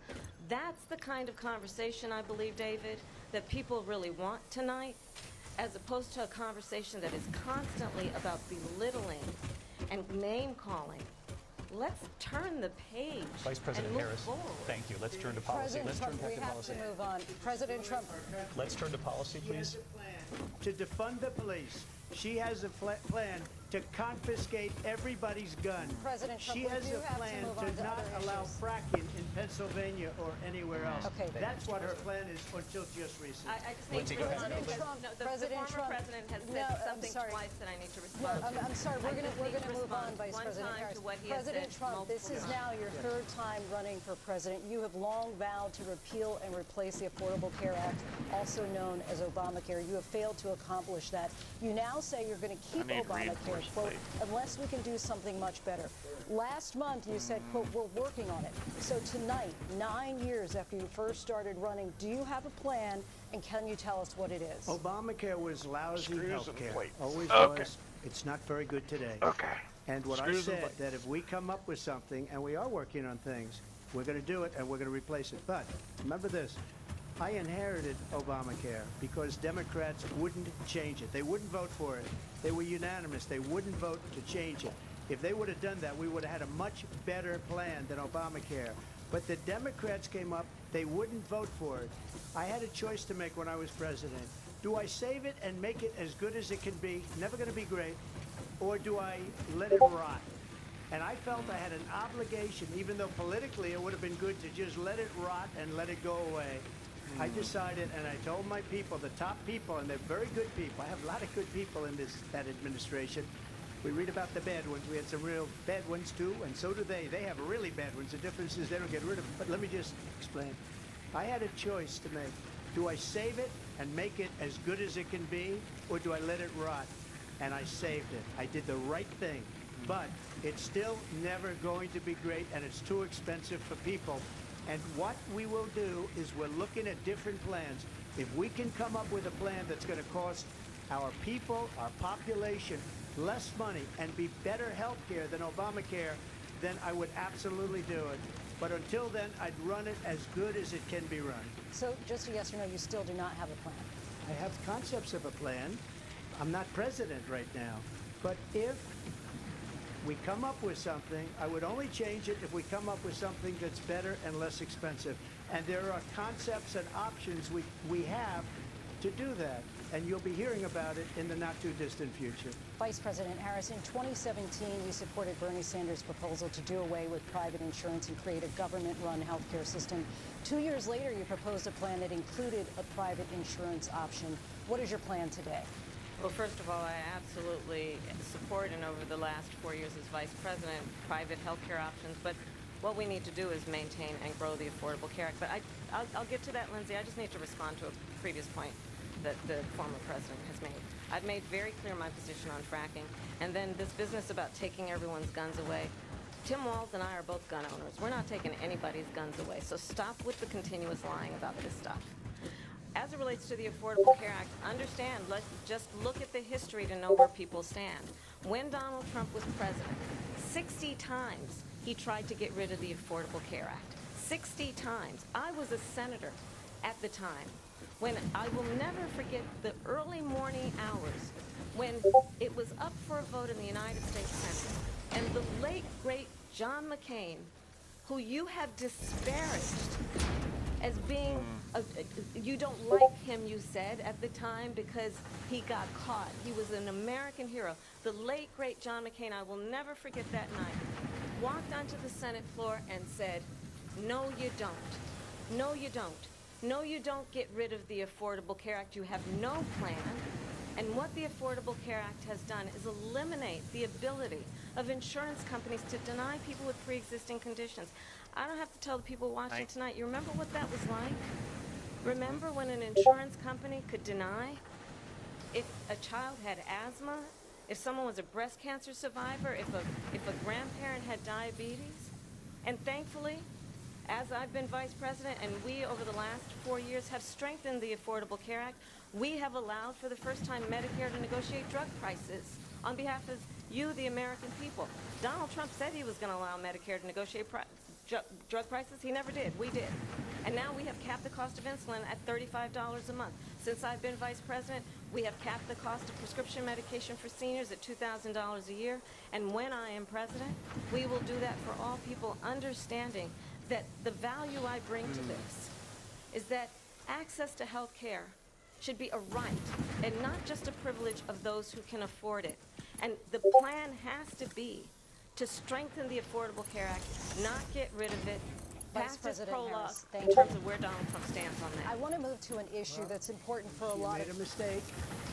Number one, John McCain fought Obamacare for 10 years. But it wasn't only him. It were all of the Democrats that kept it going. And you know what? We can do much better than Obamacare, much less money. But she won't improve private insurance for people, private medical insurance. That's another thing she doesn't want to get. People are paying privately for insurance that have worked hard and made money, and they want to have private. She wants everybody to be on government insurance where you wait 6 months for an operation that you need immediately. President Trump, thank you. We have another issue that we'd like to get to that's important for a number of Americans, in particular younger voters, and that's climate change. President Trump, with regard to the environment, you say that we have to have clean air and clean water. Vice President Harris, you call climate change an existential threat. The question to you both tonight is, what would you do to fight climate change? And Vice President Harris, we'll start with you. 1 minute for you each. Well, the former president had said that climate change is a hoax. And what we know is that it is very real. You ask anyone who lives in a state who has experienced these extreme weather occurrences, who now is either being denied home insurance or it's being jacked up.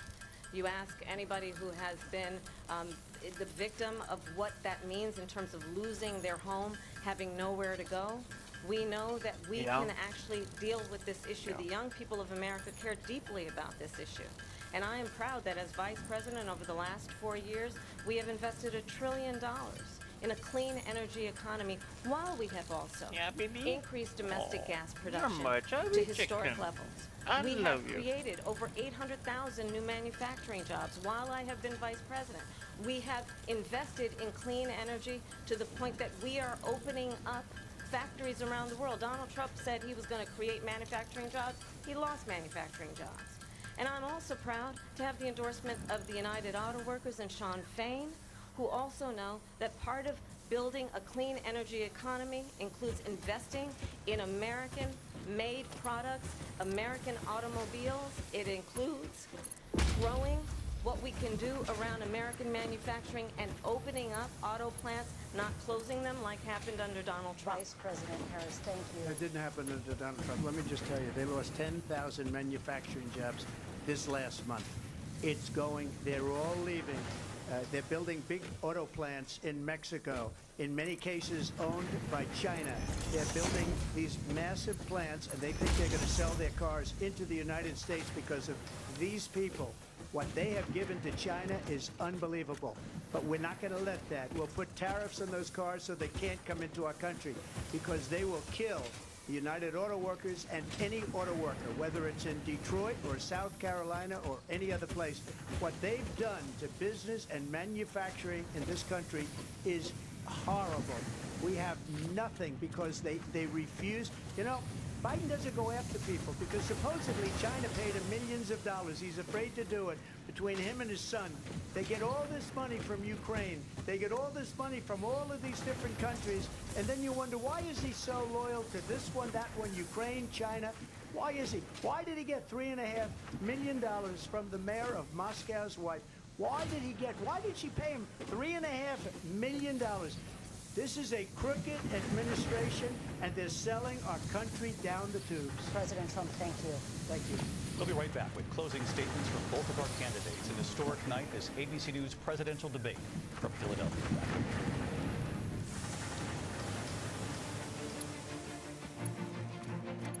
Should I just The ABC News presidential debate will continue after this.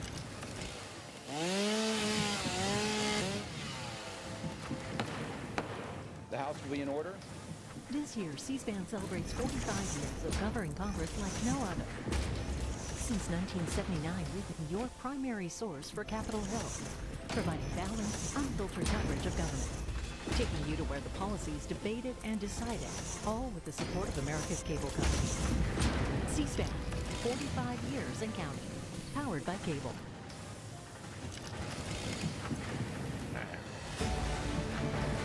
Friday nights, watch C-SPAN's 2024 Campaign Trail, a weekly roundup of C-SPAN's campaign coverage, providing a one-stop shop to discover what the candidates across the country are saying to voters, along with first-hand accounts from political reporters, updated poll numbers, fundraising data, and campaign ads. Watch C-SPAN's 2024 Campaign Trail, Friday nights at 7:30 p.m. Eastern on C-SPAN, online at cspan.org.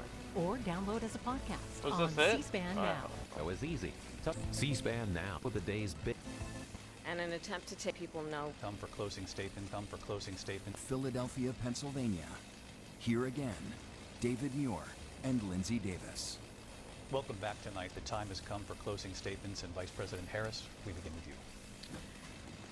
So I think you've heard tonight two very different visions for our country. One that is focused on the future, and the other that is focused on the past, and an attempt to take us backward. Yeah? But we're not going back. And I do believe that the American people know we all have so much more in common than what separates us. And we can chart a new way forward. And a vision of that includes like a little chaos, having a plan everyone. understanding the aspirations, the dreams, the hopes, I should find a the toy for you where you ambition could forge of the through. American people, which is why I Would you like intend that? to create an opportunity economy, investing in small businesses, in new families, in what we can do around protecting seniors, what we can do that is about giving hardworking folks a break and bringing down the cost of living. I believe in what we can do together that is about sustaining America's standing in the world and ensuring that we have the respect that we so rightly deserve, including respecting our military and ensuring we have the most lethal fighting force in the world. I will be a president that will That's not protect our comforting. fundamental rights and freedoms, including the right of a woman to make decisions about her own body and not have her government tell her what to do. I'll tell you, I started my career as a prosecutor. I was the DA, I was an attorney general, a United States senator, and now vice president. I've only had one client, the people. And I'll tell you, as a prosecutor, I never asked a victim or a witness, are you a Republican or a Democrat? The only thing I ever asked them, are you okay? And that's the kind of president we need right now. Someone who cares about you and is not putting themselves first. I intend to be a president for all Americans and focus on what we can do over the next 10 and 20 years to build back up our country by investing right now in you, the American people. Vice President Harris, thank you. President Trump? So she just started by saying she's going to do this, she's going to do that, she's going to do all these wonderful things. Why hasn't she done it? She's been there for 3.5 years. She's not the president. They've had 3.5 years to fix the border. They've had 3.5 years to create jobs and all the things we talked about. Why hasn't she done it?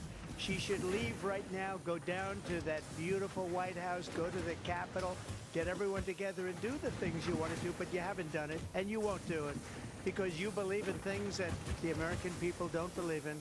You believe in things like we're not going to frack, we're not going to take fossil fuel, we're not going to do things that are going to make this country strong, whether you like it or not.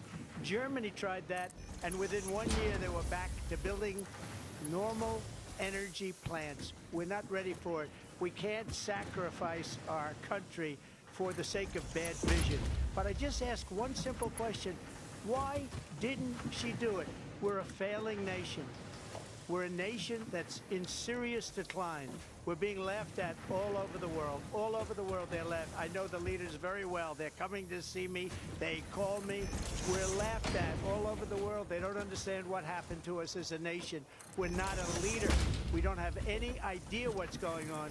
We have wars going on in the Middle East. We have wars going on with Russia and Ukraine. We're going to end up in a third world war, and it'll be a war like no other because of nuclear weapons, the power of weaponry. I rebuilt our entire military. She gave a lot of it away to the Taliban. She gave it to Afghanistan. What these people have done to our country, and maybe toughest of all, is allowing millions of people to come into our country. Many of them are criminals, and they're destroying our country. The worst president, the worst vice president in the history of our country. He's just got to spend his whole time shit talking. ABC News presidential What a debate fool. from here in Philadelphia at the National Constitution Center. I'm Lindsay Davis. And I'm David Muir. Thank you for watching here in the U.S. and all over the world, and from all of us here at ABC News. Good night. Oh, I'm missing materials. Okay, well that was a complete shit show.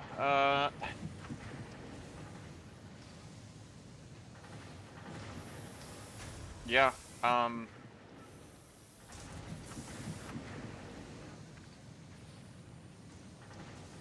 that was just as bad as watching the Biden debates with Trump, or Trump debating anyone. Except this one had less shouting over each other, which was didn't really make it better. It just made it look even more dumb. So I guess that's that.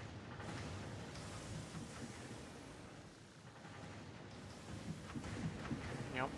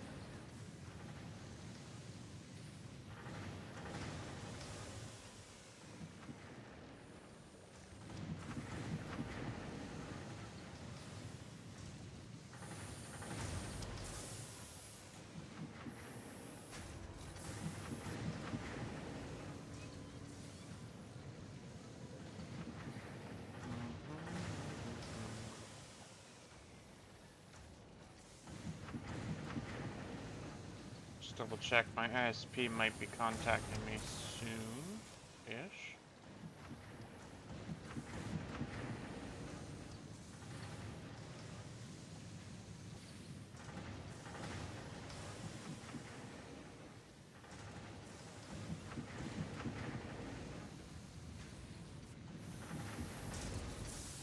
Yeah, I don't care about Deadlock's lore.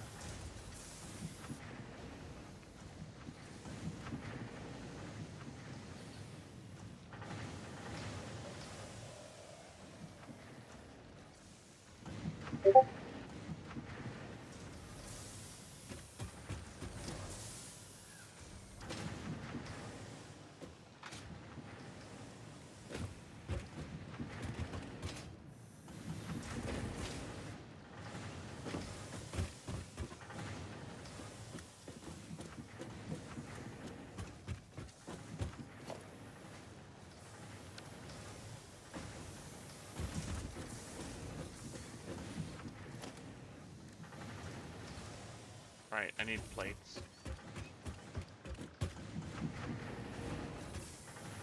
So sad.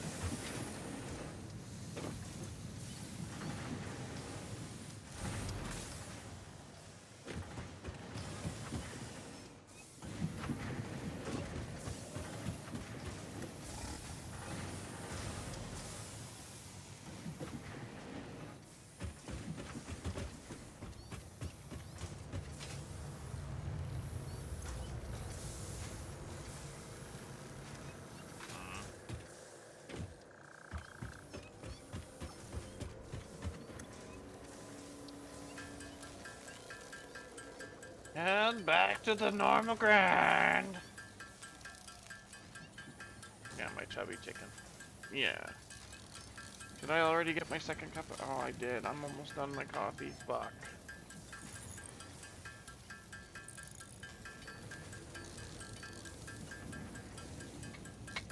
Fuck, now I'm done my coffee. Yeah.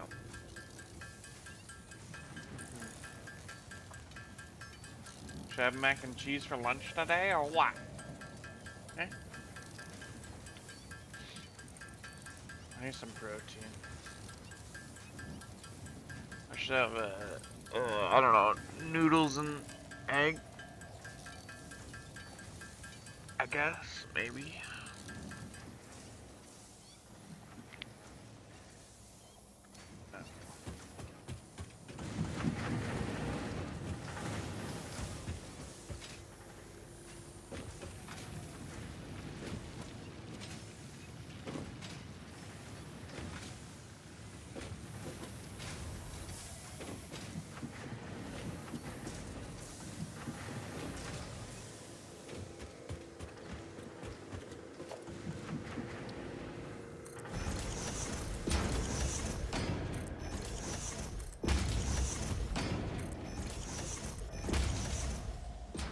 Out of concrete. Well, that was that.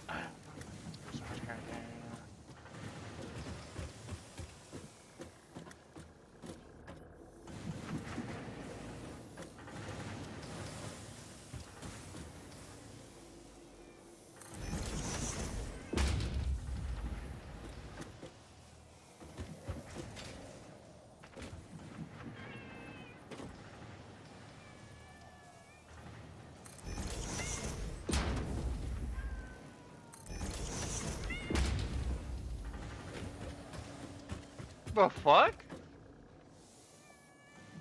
This is a rough neighborhood. Oh my god, it got up? What the fuck? Oh my god, they're not done. Maybe?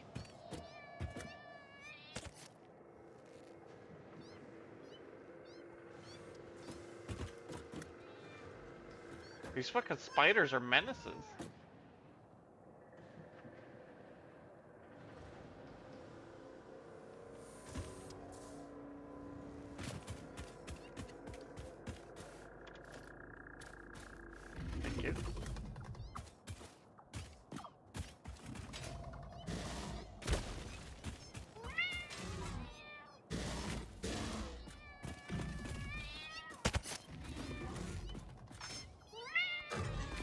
Holy. What the fuck?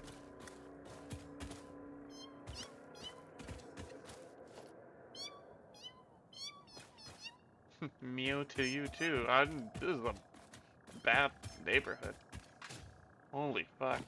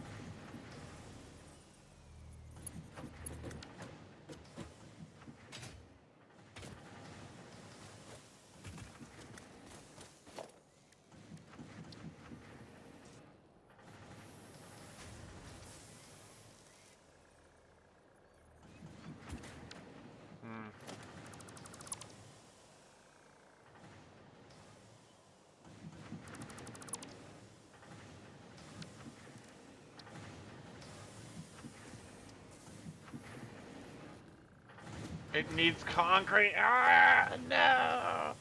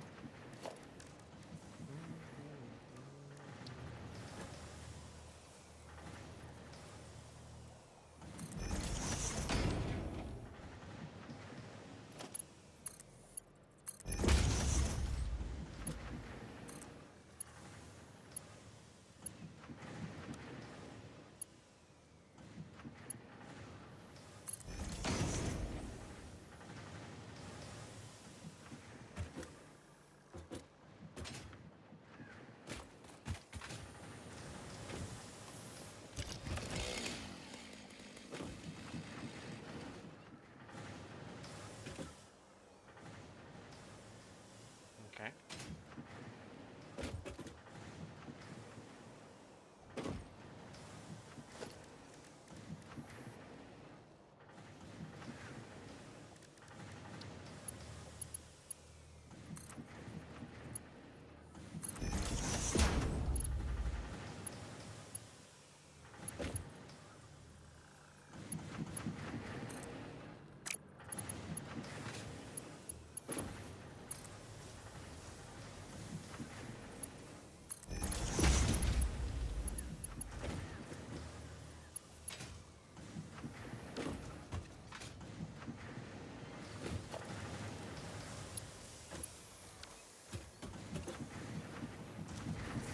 of screws.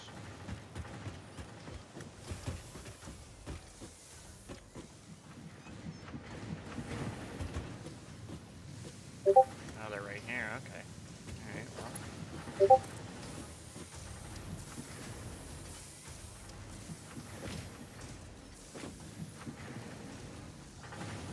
I need concrete.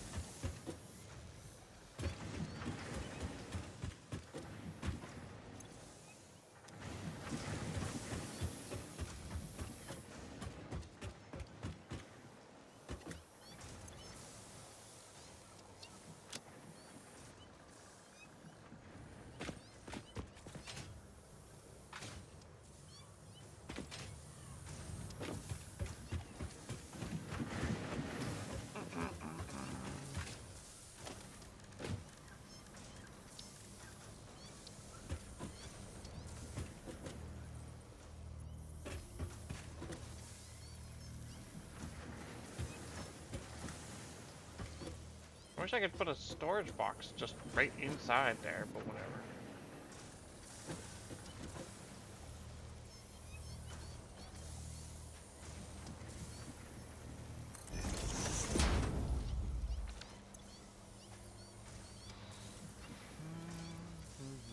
Oh.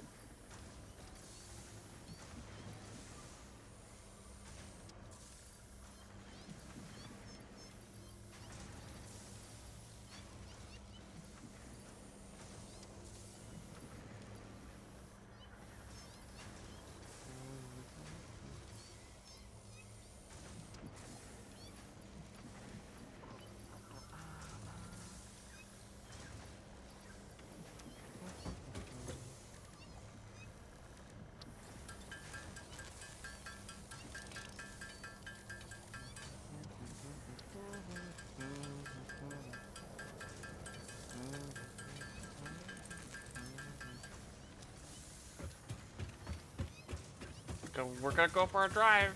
You ready? Yeah.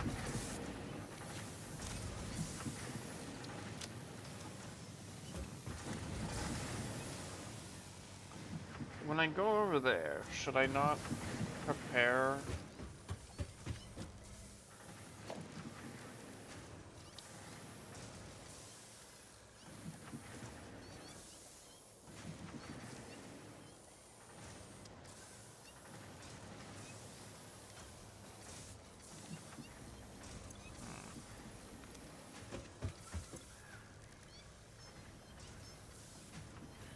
Iron plate and iron rod. And iron plate, yeah, okay.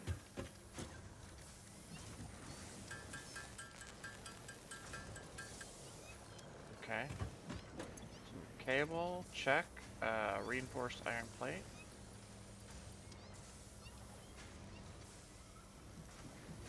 We'll need concrete.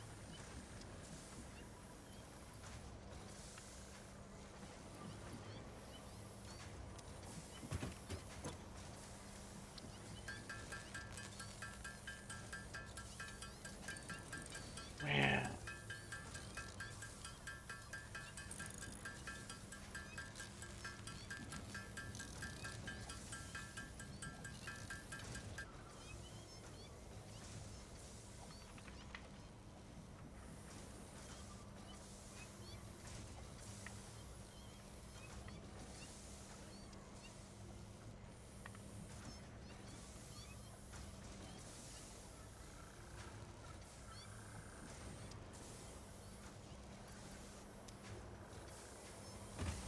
more iron plates. Okay.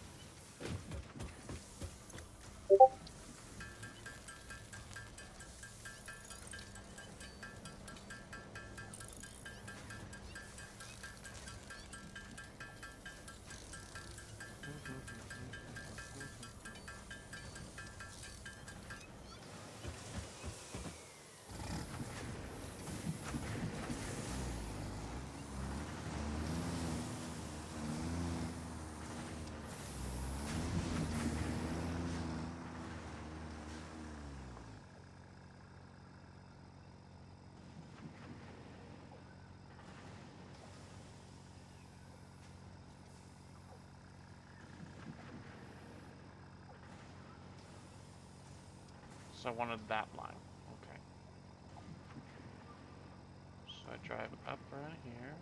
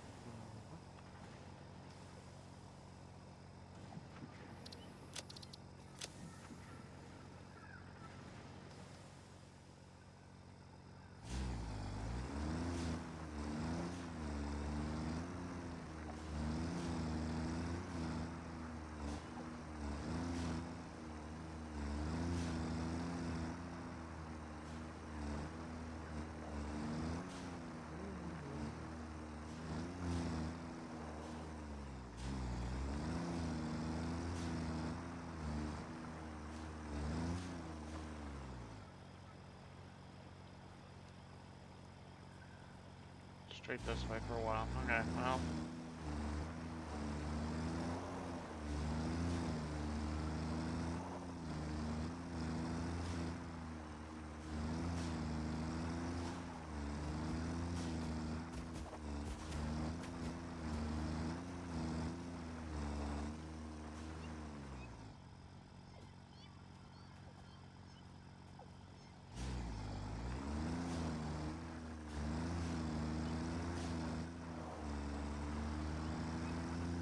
Through the tunnel. In the slot 555.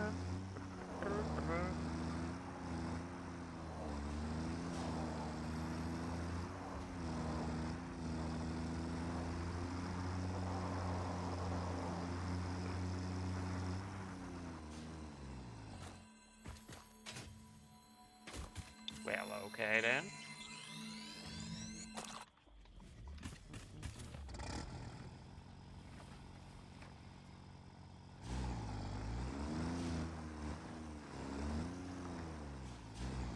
Excuse me.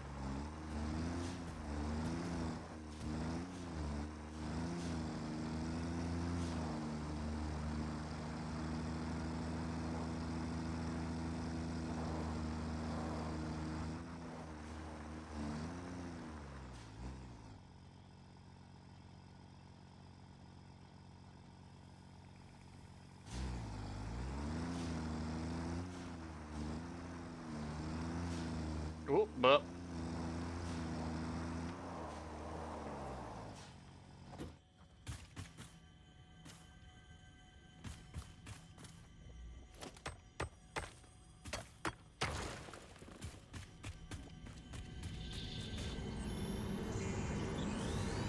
This bleeding temple holds a residence zone.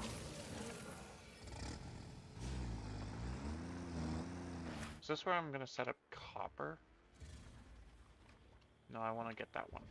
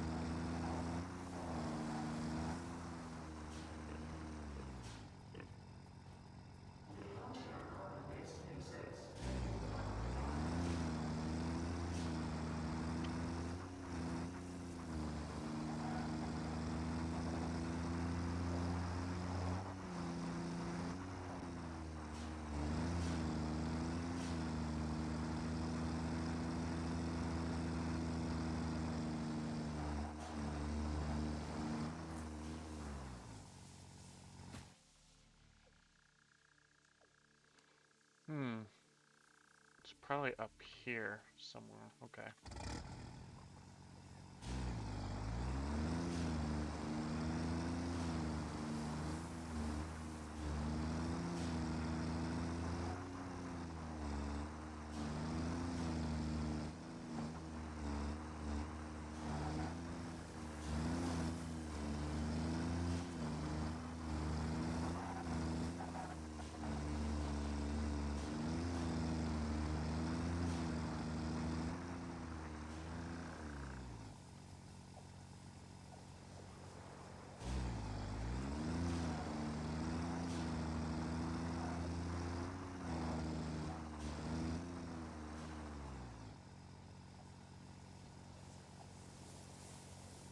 Oh, fuck.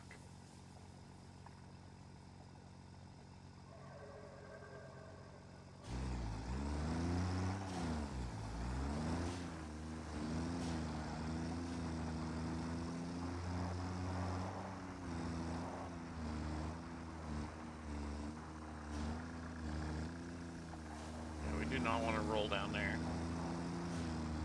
That'd be, awkward.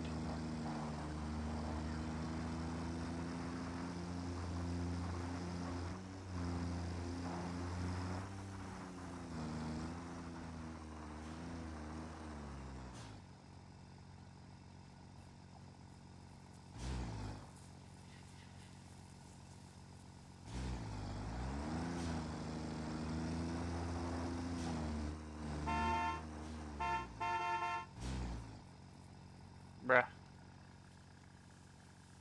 Alrighty. Up and over, I guess.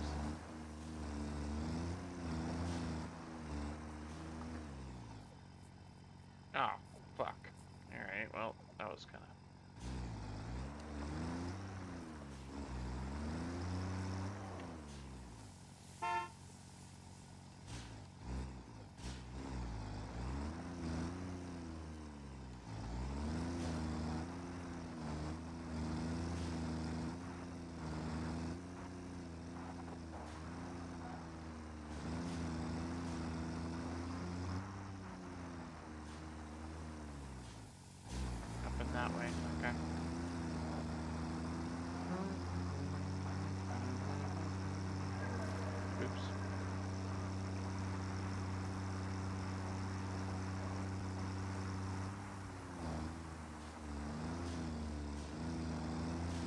baby.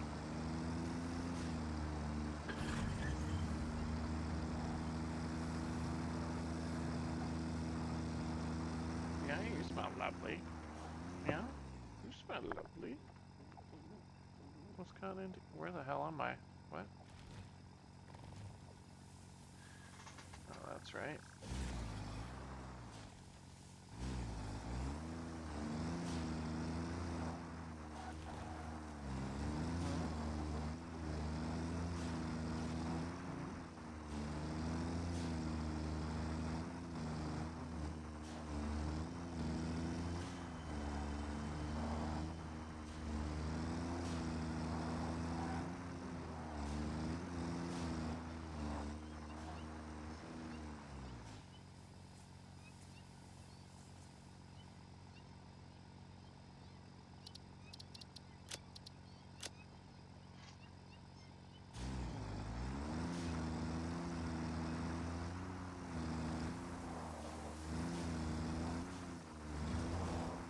Oh geez, I just missed that one. Yeah? Okay, chicken. Oh, I love you. Yeah.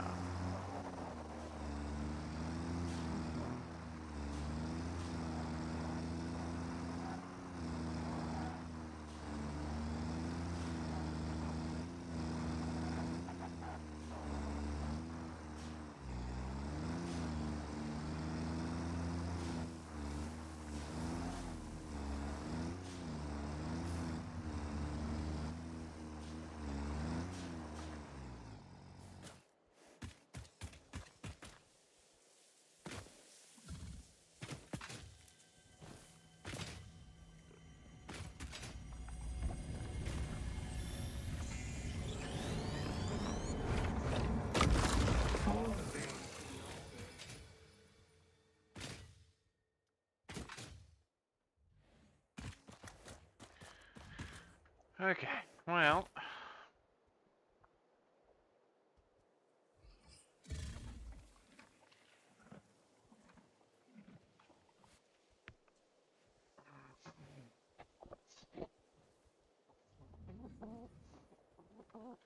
Yeah. How do we want to do this? Hmm?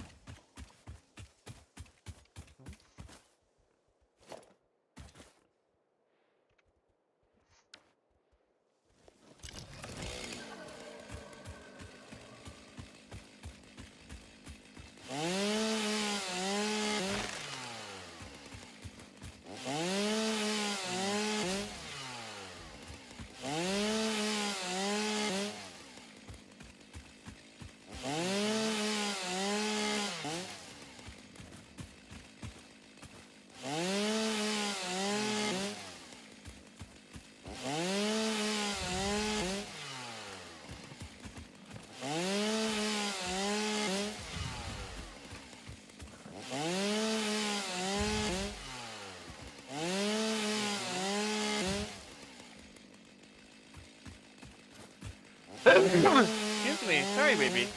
Big sneeze out of nowhere. Sorry.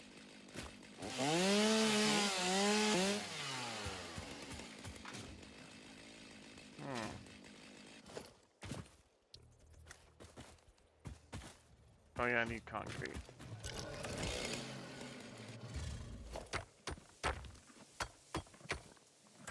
Yeah, Pure gets like 3 per tick. That's great.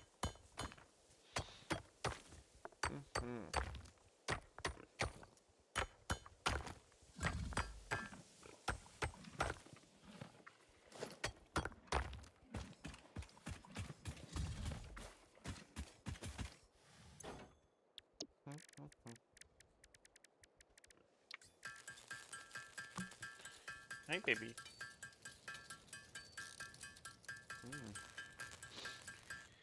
Yeah?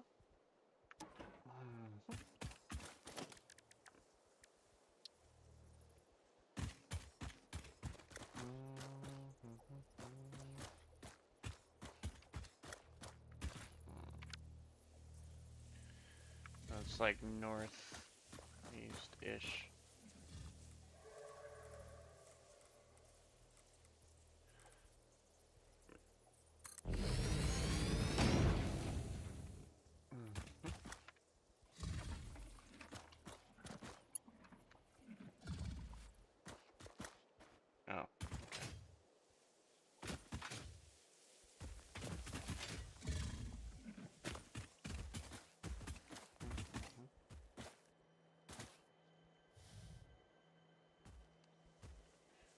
I will eventually want a track that goes up here, but for now...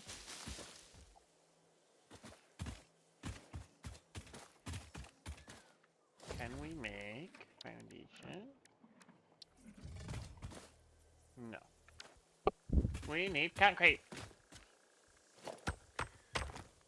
We always need more concrete for making clean things. Yeah.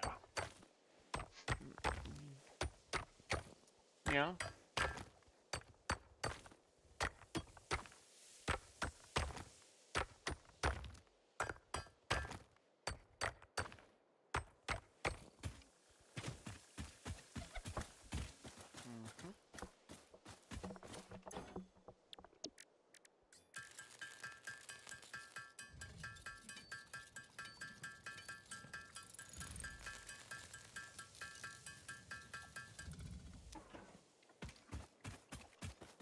I forgot to account for the power.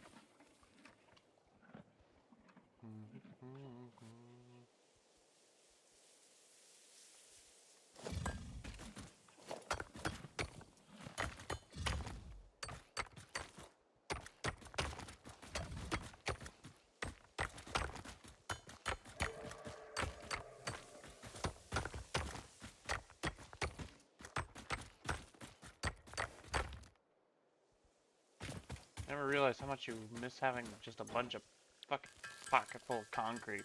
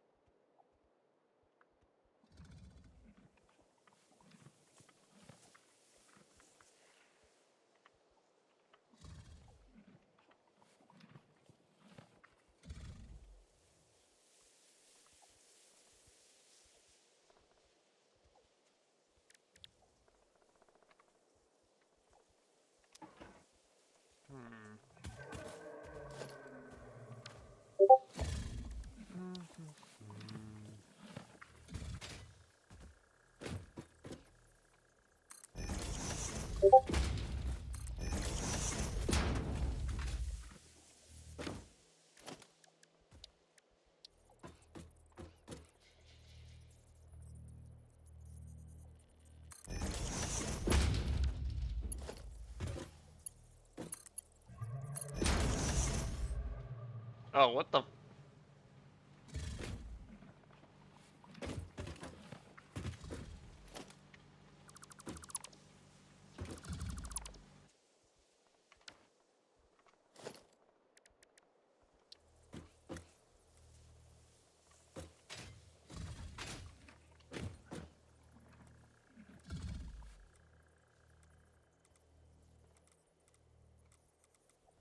The fuck is going on here?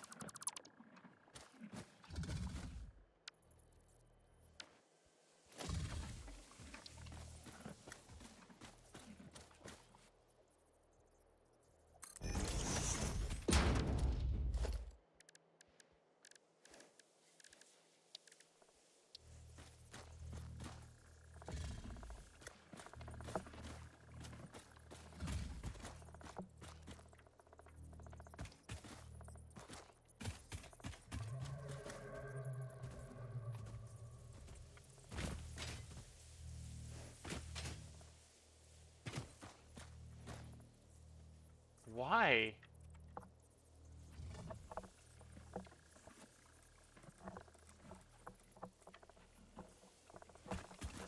Alright, well, whatever. I'll just do it like this. Sorry, buddy.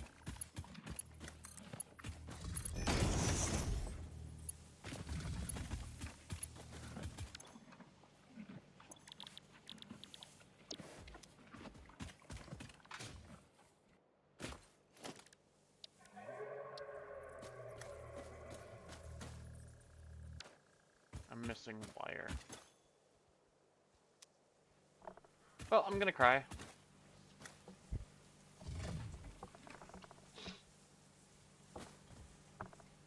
Okay, I think I'm gonna take a healthy break and go eat some food. Maybe my ISP will call while I'm on break. We're gonna like hang out with the bird. We're gonna let our server just cook and fuck this project at the moment because I fucked up. Yep, that's what happened. Unless there's some copper nearby.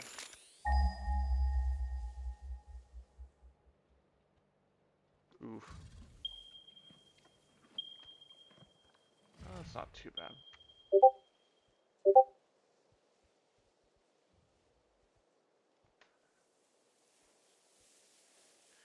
But I might as well go for here. Alright, well, fuck.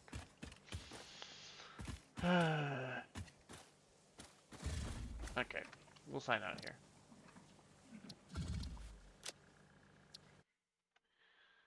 Okie dokie. Make sure you drink some water. The debate was dumb. Not much to say about that.